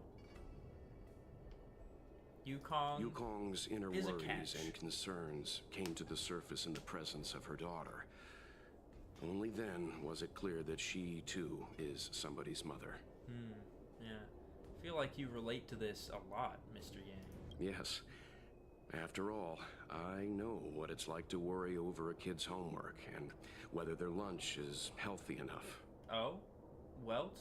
You a father? You a father, Welt? But there's something I don't understand. Yes, Qingni piloted a star skiff without permission and put herself in danger, but she meant well. Nevertheless, Yukong's reaction suggests that there was something more. Yeah, she said something about breaking a promise. So, Daddy? Can I actually call Welt Daddy and it be lore accurate? That sounds pretty nice. Anyway, let's head over to the Palace of Astrum. Best not to keep Yukong waiting. To the palace! Let's avoid sudden exclamations like that once we're in the palace. Ah, fine. Remember, this is no field trip. Honestly. We're having tea with the Helm Master of the Skyfaring Commission. We'll need to act with diplomatic decorum. He really does overthink everything. He seems like the most analytical person ever. All right, let's head out before it gets late.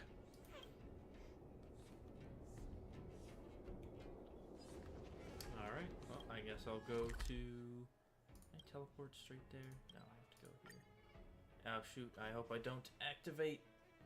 I think. Is this Yanqing's quest? That's right out front of where I'm supposed to go. Time to log off. I mean, head back. Let me just go around, just to be safe. The Palace of Astrum. Ah, yes. Oh, you're the one who Why texted won't you me. listen to me? Because it's my life. Damn. This is my life. Oh, what song is that? Oh,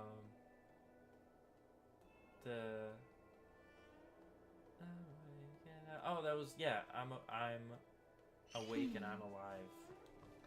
By someone. Like Skillet, I think? Oh. You know I have the talent to make it. I can become the Laofu's best pilot, just like you were. Oh, shoot.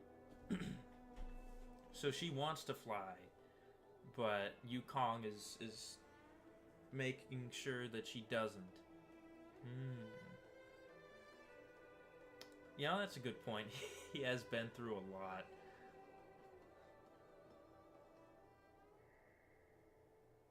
Oh, like the Fight Club background music.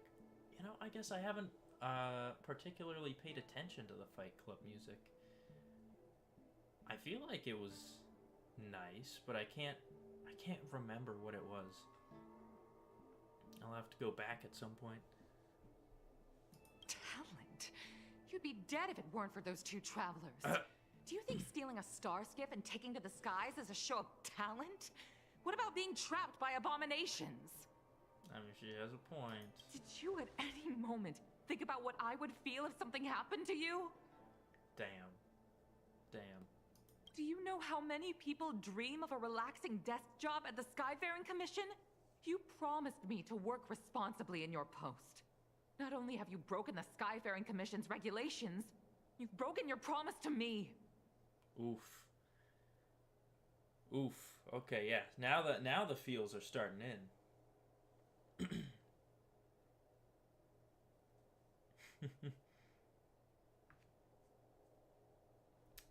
Yeesh. Yeah, she's really laying in on her daughter here. Like, hey, you really did something stupid. Like that was really stupid. I already told you. I had no choice. I want to help you and the Skyfaring Commission, not sit at my desk dealing with never-ending papers. That job doesn't suit me. I got the highest grade in the fighter pilot test. They all said I was a genius, like you. Like mother, like daughter. They were all jealous of me. Okay, well, I guess that's fair. If you could have clearly chosen a career path that would have, been what you wanted, I guess.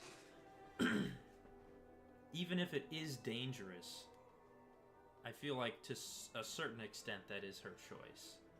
Though, maybe there's more to this. Maybe Yukong... Oh, shoot. Maybe Yukong used to have 2 daughters or something. Oh, God.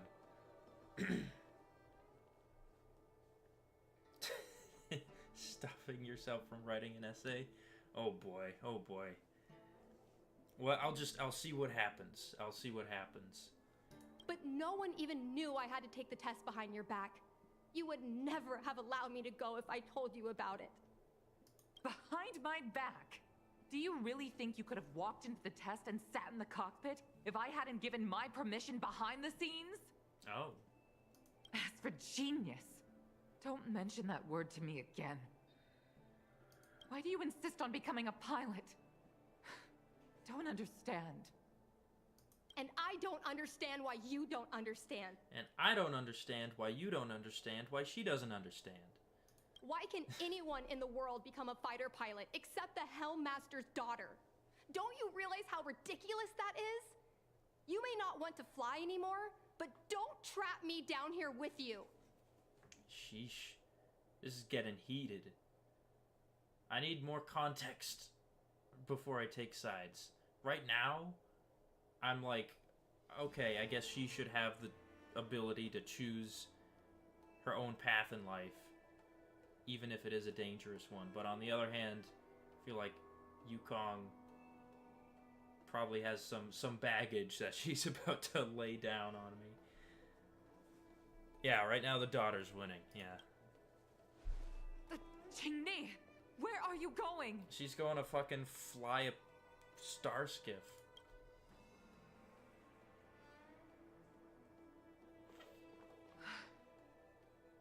I'm sorry you had to witness this. Apologies, Madam Yukong. We should have given you some time. Mr. Yang, I told you we'd be early. You're right. An oversight on my part. I mean, to be fair, though, she never specified a time. She just said, yeah, come over for tea. So we're like, okay, we're going over for tea. Maybe her husband died.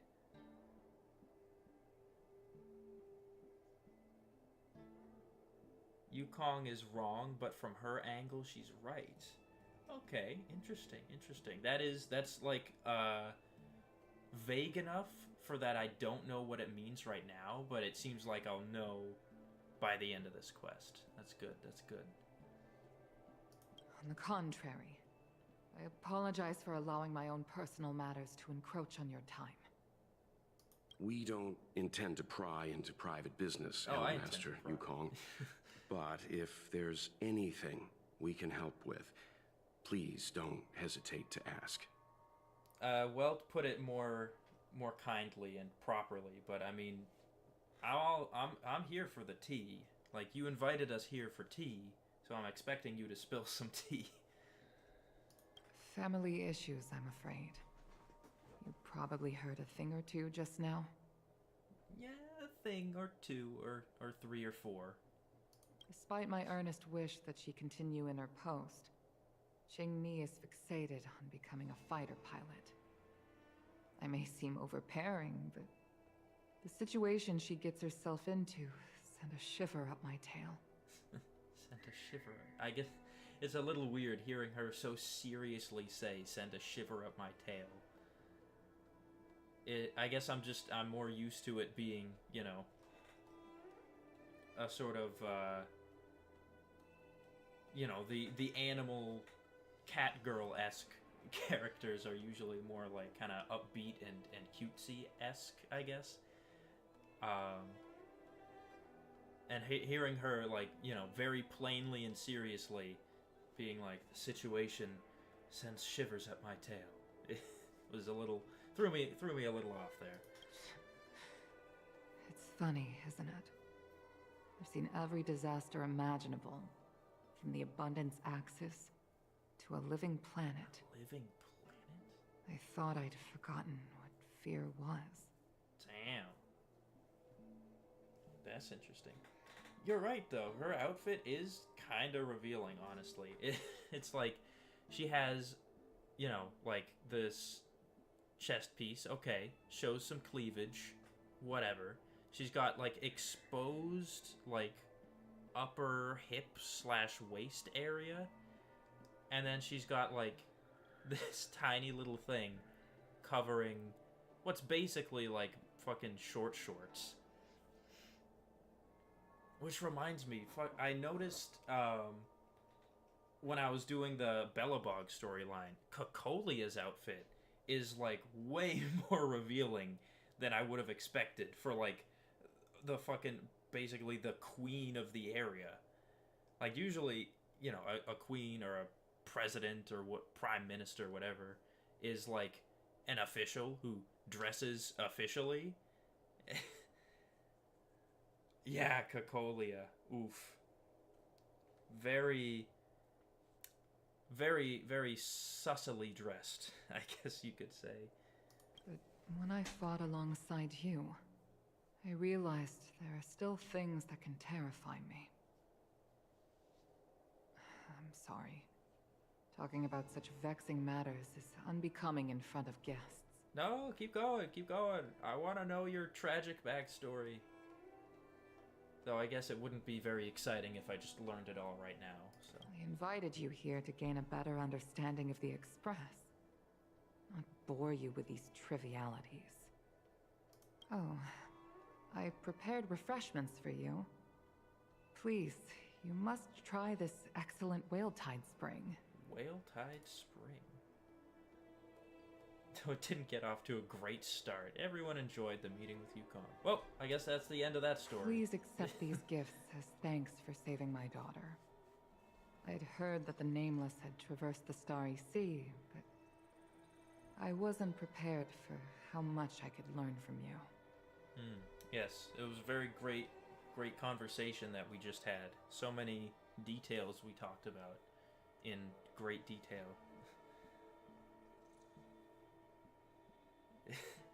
Please, Yukong. Please. You're amazing. Just tell me your story. Well, I'd heard from members of the Skyfaring Commission that you were a top-tier pilot, Madam Yukong, and an ace among the Cloud Knights. Now that I've seen you in action, I know the rumors were true. I hope to witness your flying ability for myself one day. Welt, can't you read the room? Didn't you hear her daughter mention that she's doesn't want to fly anymore? She doesn't want to do that. You're probably triggering some fucking PTSD right now, Welt. We'll head off now. The Commission must be busy. I look forward to our next meeting, Madam Yukong. On my flying ability, I'm afraid I'll have to disappoint you, Mr. Yang. The sky no longer suits me. Okay, well at least she's fine with him bringing it up, it seems. Anything else, Yukong? Anything else? Looks like you still wish to talk. I always wish to talk. Seems our every meeting is accompanied by an incident of some sort. I hope I can meet the Astral Express crew under better circumstances next time. Oh, okay. Yeah, you are. She's actually, like, way more friendly now that we've, you know, resolved the whole Stellaron crisis. So, that's nice, I guess. Nah, nothing else. I guess I will leave. Her daughter's gonna come out and be like, hey, help me fucking become a fighter pilot behind my mother's back. Shoot, can I talk to you without activating the other quest? Which quest did I activate? You too, please, Oh. wait. Thank God it was this one. Who, me? Thank you for saving me, benefactors. And I'm sorry you had to witness all that. I understand. It's the parent-child relationship. So you've experienced it yourself. benefactor. I don't know That's if I great. have. I mean, I'm happy I finally found someone who can understand me. It's great that you also fight with your parents in their workplace.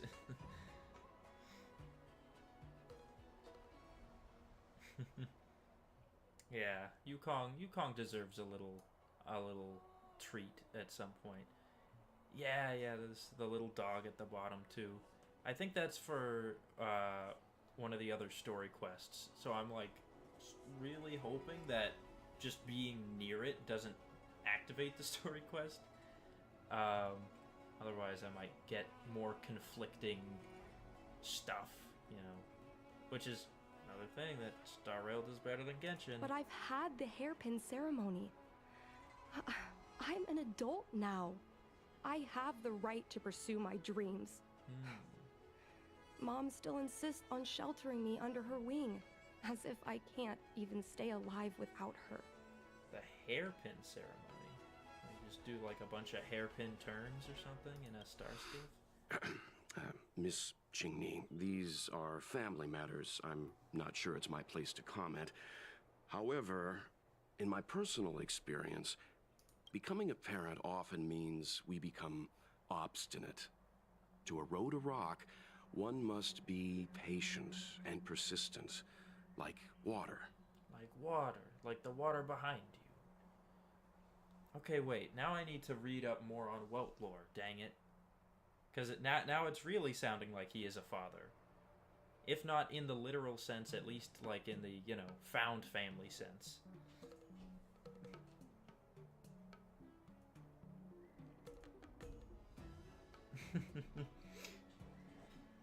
Yeah, honestly, I feel like we're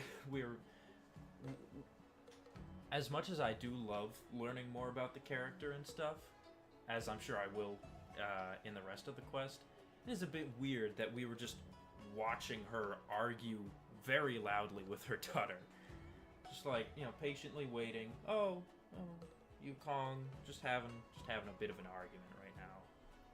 We didn't, like, I don't know, step away for a little while, or, you know, or she didn't say, like, oh, let's talk later. Just listening the whole time. What I mean to say is, instead of trying to prove yourself suddenly, perhaps you could demonstrate your ability to look after yourself methodically, over time. Don't you think, Miss Qingni? He is very wise. He's like the fucking Yoda of Star Rail, it seems. Like,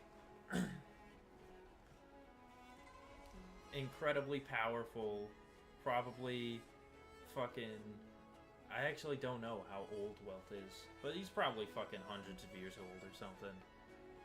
And has an answer to basically everything. So, yeah, he's just... They're like, oh, we need someone to, like, be smart. It's Welt. It is always Welt. Don't think I have the qualifications to advise here. When it comes to family stuff, I leave it to Mr. Yang. Yeah, I don't have qualifications. My mom is actually a reasonable person, but she gets unreasonable as soon as I mention flying. She hid my Starskiff toys, dragged me away from the port when I stayed behind to count ships, forced me to study for ages.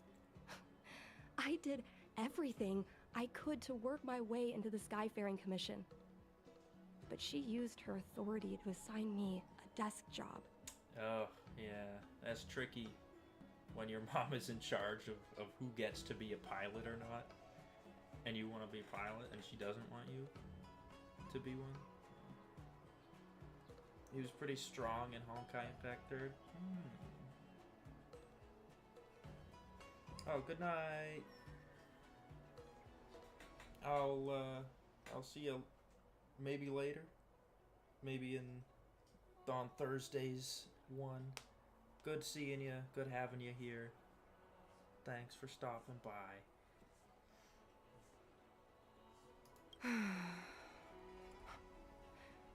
Every time I walk along Starwatcher Avenue and look up at those ships flying freely across the sky, I feel empty inside. What was that, Welt? Speaking of empty inside, so how were Mom's refreshments? Good? Yes, the aroma was incredible. Help yourself, I'm sure there's some left over. Oh, I see. It was great. She makes a crazy good tea. I've been so angry today, I forgot to eat anything. Oh. How about this? My mom thanked you guys with refreshments, so I should do the same. Let me take you around Starskip Haven. We can try the most authentic snack on the LaFu. Wow, okay. Okay, good. That thing didn't activate the other quest. Company through the streets to clear her mind. Did you put up the ads this time? We're just going to a vending machine? This is the most authentic snacks on the LaFu. We're here. The thing about the most authentic snack on the Cienjo LaFu is it's a drink, and it's inside this vending machine. Wow, the full 5-star treatment. I'm sorry. I'm afraid I don't have the money for anything fancy. Yeah, I mean, I'm sure if you were an ace pilot, you'd probably be making bank, but apparently your mom doesn't want that. Here, mung bean soda. 1 can each. Mung bean soda. Is there beans in here? Am I just drinking a can of beans? Oh. This thing has a bit of a unique flavor, but I love it. Let me try.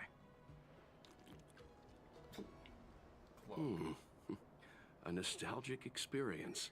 Have you had this before, Welt? Oh, is there a drink like this where you're from? No, this reminds me of when I first boarded the Express and forced myself to drink Himiko's coffee, and how my taste buds never fully recovered. Oh, well. Maybe I won't drink mine, then. How is it? Bearable? Maybe it tastes different to, like, a fox lady? But I guess we'll see. $2 snacks, yeah. She's literally just fucking got me a can of bean soda from a vending machine. Here you go, thanks for saving my life. Bean soda. Delicious, simply delicious. Anyone have a bucket? Are you sure you're not angry at us for rescuing you? I feel like I would not like something called bean soda. I really don't. Don't worry. I choked the first time too. Really? Have a few more sips. It takes a while for the unique flavor to, work. To work? I think she's just trying to poison us at this point. It's like fucking alcohol or something. The first sip, you're like, oh my god, this is fucking disgusting. Why would anyone drink this? And then later, you're like, oh shit. How many fucking beers have I had? I don't even know. Like, someone fucking desperate for beans and soda at the same time coming up with a cursed idea. But I guess not everyone can accept what I like. Just like flying. I'm not saying that you can't like this because I don't like it. Well, don't force yourself. Let's go somewhere else.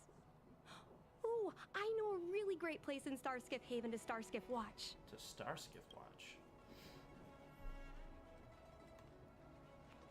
Over here, where the Starskips are. Todd? Sorry, what? Depressed Psycrane? What is this? What? Am I blocking your view? Just a moment. I'm about to fly away. Where are you flying to? You can go ahead and fly away now. Courier cranes can talk? Sorry to disturb you, but don't worry. Soon, I won't be able to speak again. I plan to fly down from here and end my existence. I'll say goodbye to my short avian experience. Don't try to deter me. I've already made up my mind. Bro, hold on. Hold on. I thought the story quest was supposed to be the fucking depressing thing. And now this guy is just trying to off himself? Please do not attempt to imitate me under any circumstances. Just don't do it. I did not want to bear the responsibility for a stranger's life. What? You still trying to talk me out of it? What a pessimistic bird. Didn't you say you refused to let me change your mind? Don't think yourself into a corner.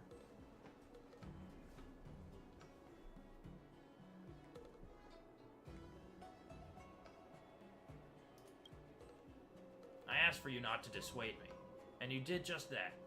You take my words so seriously. I'm very grateful. I'll talk with you for a moment out of respect for our friendship. Yeah, buddy, depressed Cycrane. Step away from the edge. Actually, that's just a roof if he falls. He should be okay if he just lands on the roof, though he might slide off or something. I've actually tried to self-destruct on many occasions, but every time I plunge to a certain depth in the port, something called the Heron Express safety system will automatically take over my movement components, and then I fly back up here. Without any bodily autonomy, I can't even decide when I can end this life. Is there any meaning to living such life as a bird? What would you say? If you humans had no autonomy over your own bodies, wouldn't you feel hopeless about life? I would feel pretty hopeless too. I'd rise up in resistance. If you're accustomed to something, you won't be disappointed.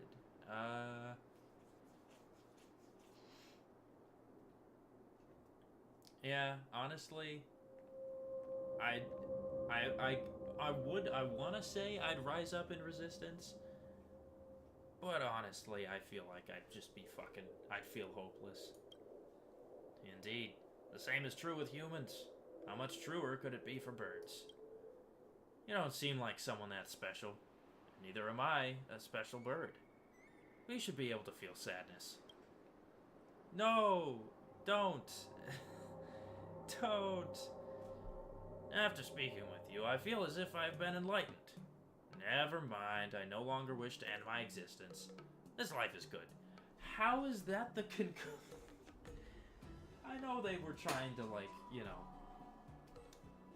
make you feel like it's, like you helped him out by talking to him. But I literally went up to him, and he was like, yeah, I plan on fucking killing myself. And I was like, oh? And he was like, don't try to talk me out of it. And I was like, alright, I won't.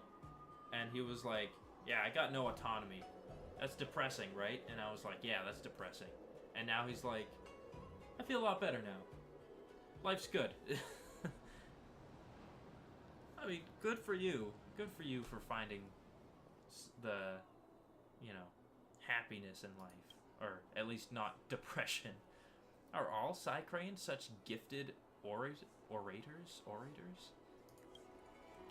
Not as far as I know.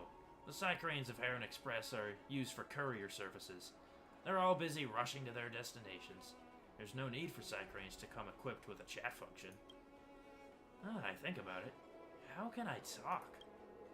All I remember is, suddenly I'm able to speak. Can't recall any specifics. I still don't know why you're depressed. One day, I suddenly became aware of the fact that I was a courier Cycrane. Every day my tasks include reading logistics data and carrying packages through the Xianzhou. There was no aesthetics involved in work of this nature, I reckon. No aesthetics involved. Could it be that when people die and they quote-unquote like ascend to the like Karma Land or whatever it's called, they just turn into Psycranes? I don't know what to say about this bird either. This bird is going through it. It is going through it, man. After giving it some thought, I decided to leave my job. I stepped off my life path. To prevent Heron Express from finding me, I jammed my tracking beacon. I assumed that in doing so, I would be free. After leaving my job, I realized I didn't know what I should be doing. I knew nothing beyond making shipments, so I became depressed. Pretty understandable, right? So what do you plan to do now, though? I would go back to my courier job. Perhaps my former life was not so terrible. Allow me to give you a recommendation. Go and find Zi Chao, who works at Heron Express. You can mention my name. Darn it, I don't even have a name. Tell her you're the one who convinced me to return to my position. Perhaps you'll receive some kind of reward. Consider it my gift. Goodbye, dear stranger and friend. Okay, well now I gotta go find Zi Chao, who I think is actually right over here.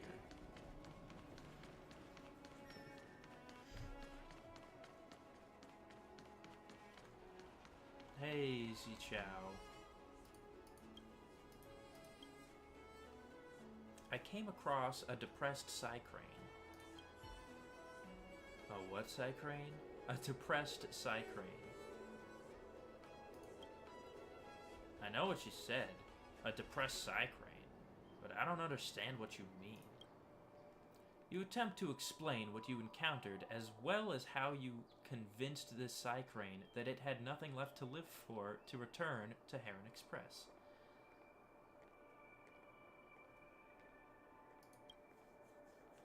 After listening to your story, Zi Chao examined the work status of courier Psycranes. She discovered that everything you said could be verified. At that moment, a Psycrane got reconnected to the logistics system. Was it really able to speak with you? I can hardly believe it. It's a warning of an AI awakening that will destroy mankind. Or maybe it isn't willing to speak with you. Is it possible that you just don't know? It's an AI awakening. An AI uprising. Aren't you talking about the Arumaton Rebellion? Oh, you aren't talking about the Arumaton Rebellion, are you? That happened before I was born. Take it easy. The Cloud Knights would never let something like that happen. Besides, who knows? This Psycrane is so pessimistic. It might destroy itself before it ever destroys humanity. Besides, we never equipped these courier Psycranes with any intelligence in the first place.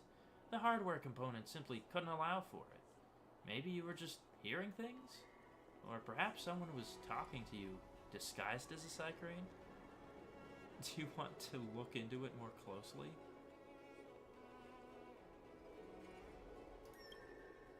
Wait a moment, I'll check. Hold on. This isn't good. Aside the Psycrane you mentioned, we've lost connection with several other Psycranes.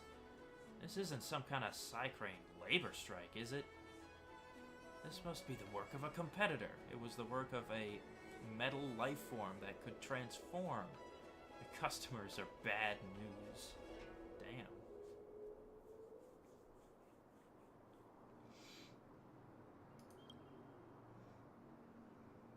The Heliobi of the Heliobi disaster were also life forms back then, and they were the ones that possessed the Arumaton's bodies. Your concerns did have some merit. However, if they are able to possess robotic bodies, then why not become something more ruthless? For example, a Starskiff. Starskiff that could transform at will would have been far more impressive. If that's the case, can I have you keep an eye out for me? If you come across any malfunctioning Psycranes, please bring them back. Is that okay? I can't find you because, like, I kind of wanted money. I haven't prepared any reward to give you. I might have been able to get something together if you said something earlier. Well, If you don't mind, I can treat you to a glass of Immortal's Delight. Do you have any leads? I've only just learned about this issue. How would I have leads? I need to find time to investigate the matter. Talk to me a little later. Well, I'll do my best. Great. I have a glass of unopened Immortal's Delight. I'll give it to you. Thanks. Psycrane Uprising. Time for Order 66. They're gonna fucking execute all the Psycranes. Or reverse, the Psycranes are gonna execute all of us. Yo, that was Yukong's plan all along. Convince the depressed Psycrane to return to its job. 7 errors of Psycrane's sloth. Oh. Wait, is there gonna be 7 Psycranes? And each one is gonna be a different fucking deadly sin? I'm trying to decide. If I want to continue or not.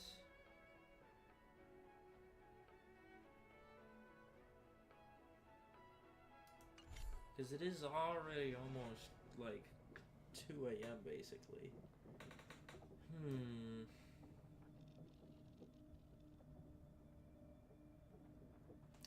I guess I should probably go to bed soon, you know. Fix my sleep schedule a little bit. I'll continue Yukong's story next time though. That'll be first on my list of priorities. And hopefully, I mean, not too much has happened, so it'll probably still be fresh. Mostly fresh.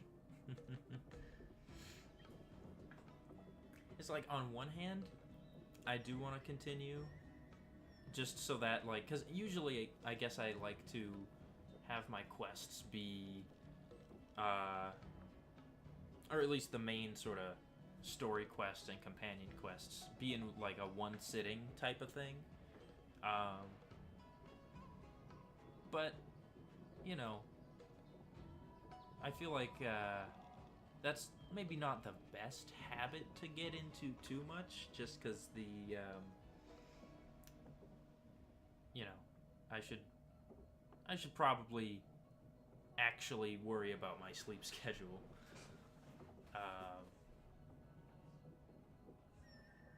Because, yeah, I guess I've been trying to be relatively consistent with going to bed. So, I'll just leave it for now. I'm like a 5-year-old who doesn't want to go to bed. I kind of am. I'm like, no, I want to keep playing. I want to keep playing with my Star Rail toys. Yeah. At least I have the self-control to be like, I probably should go to bed. If it was a 5-year-old, they'd be like, fucking bed? No, thank you. Yeah. So, yeah, I'll probably leave it here for now. I'll continue with Yukong's story on Thursday.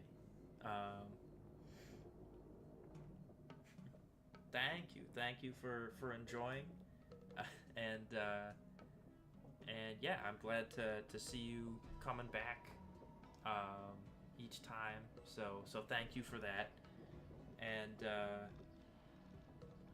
yeah, it's always fun.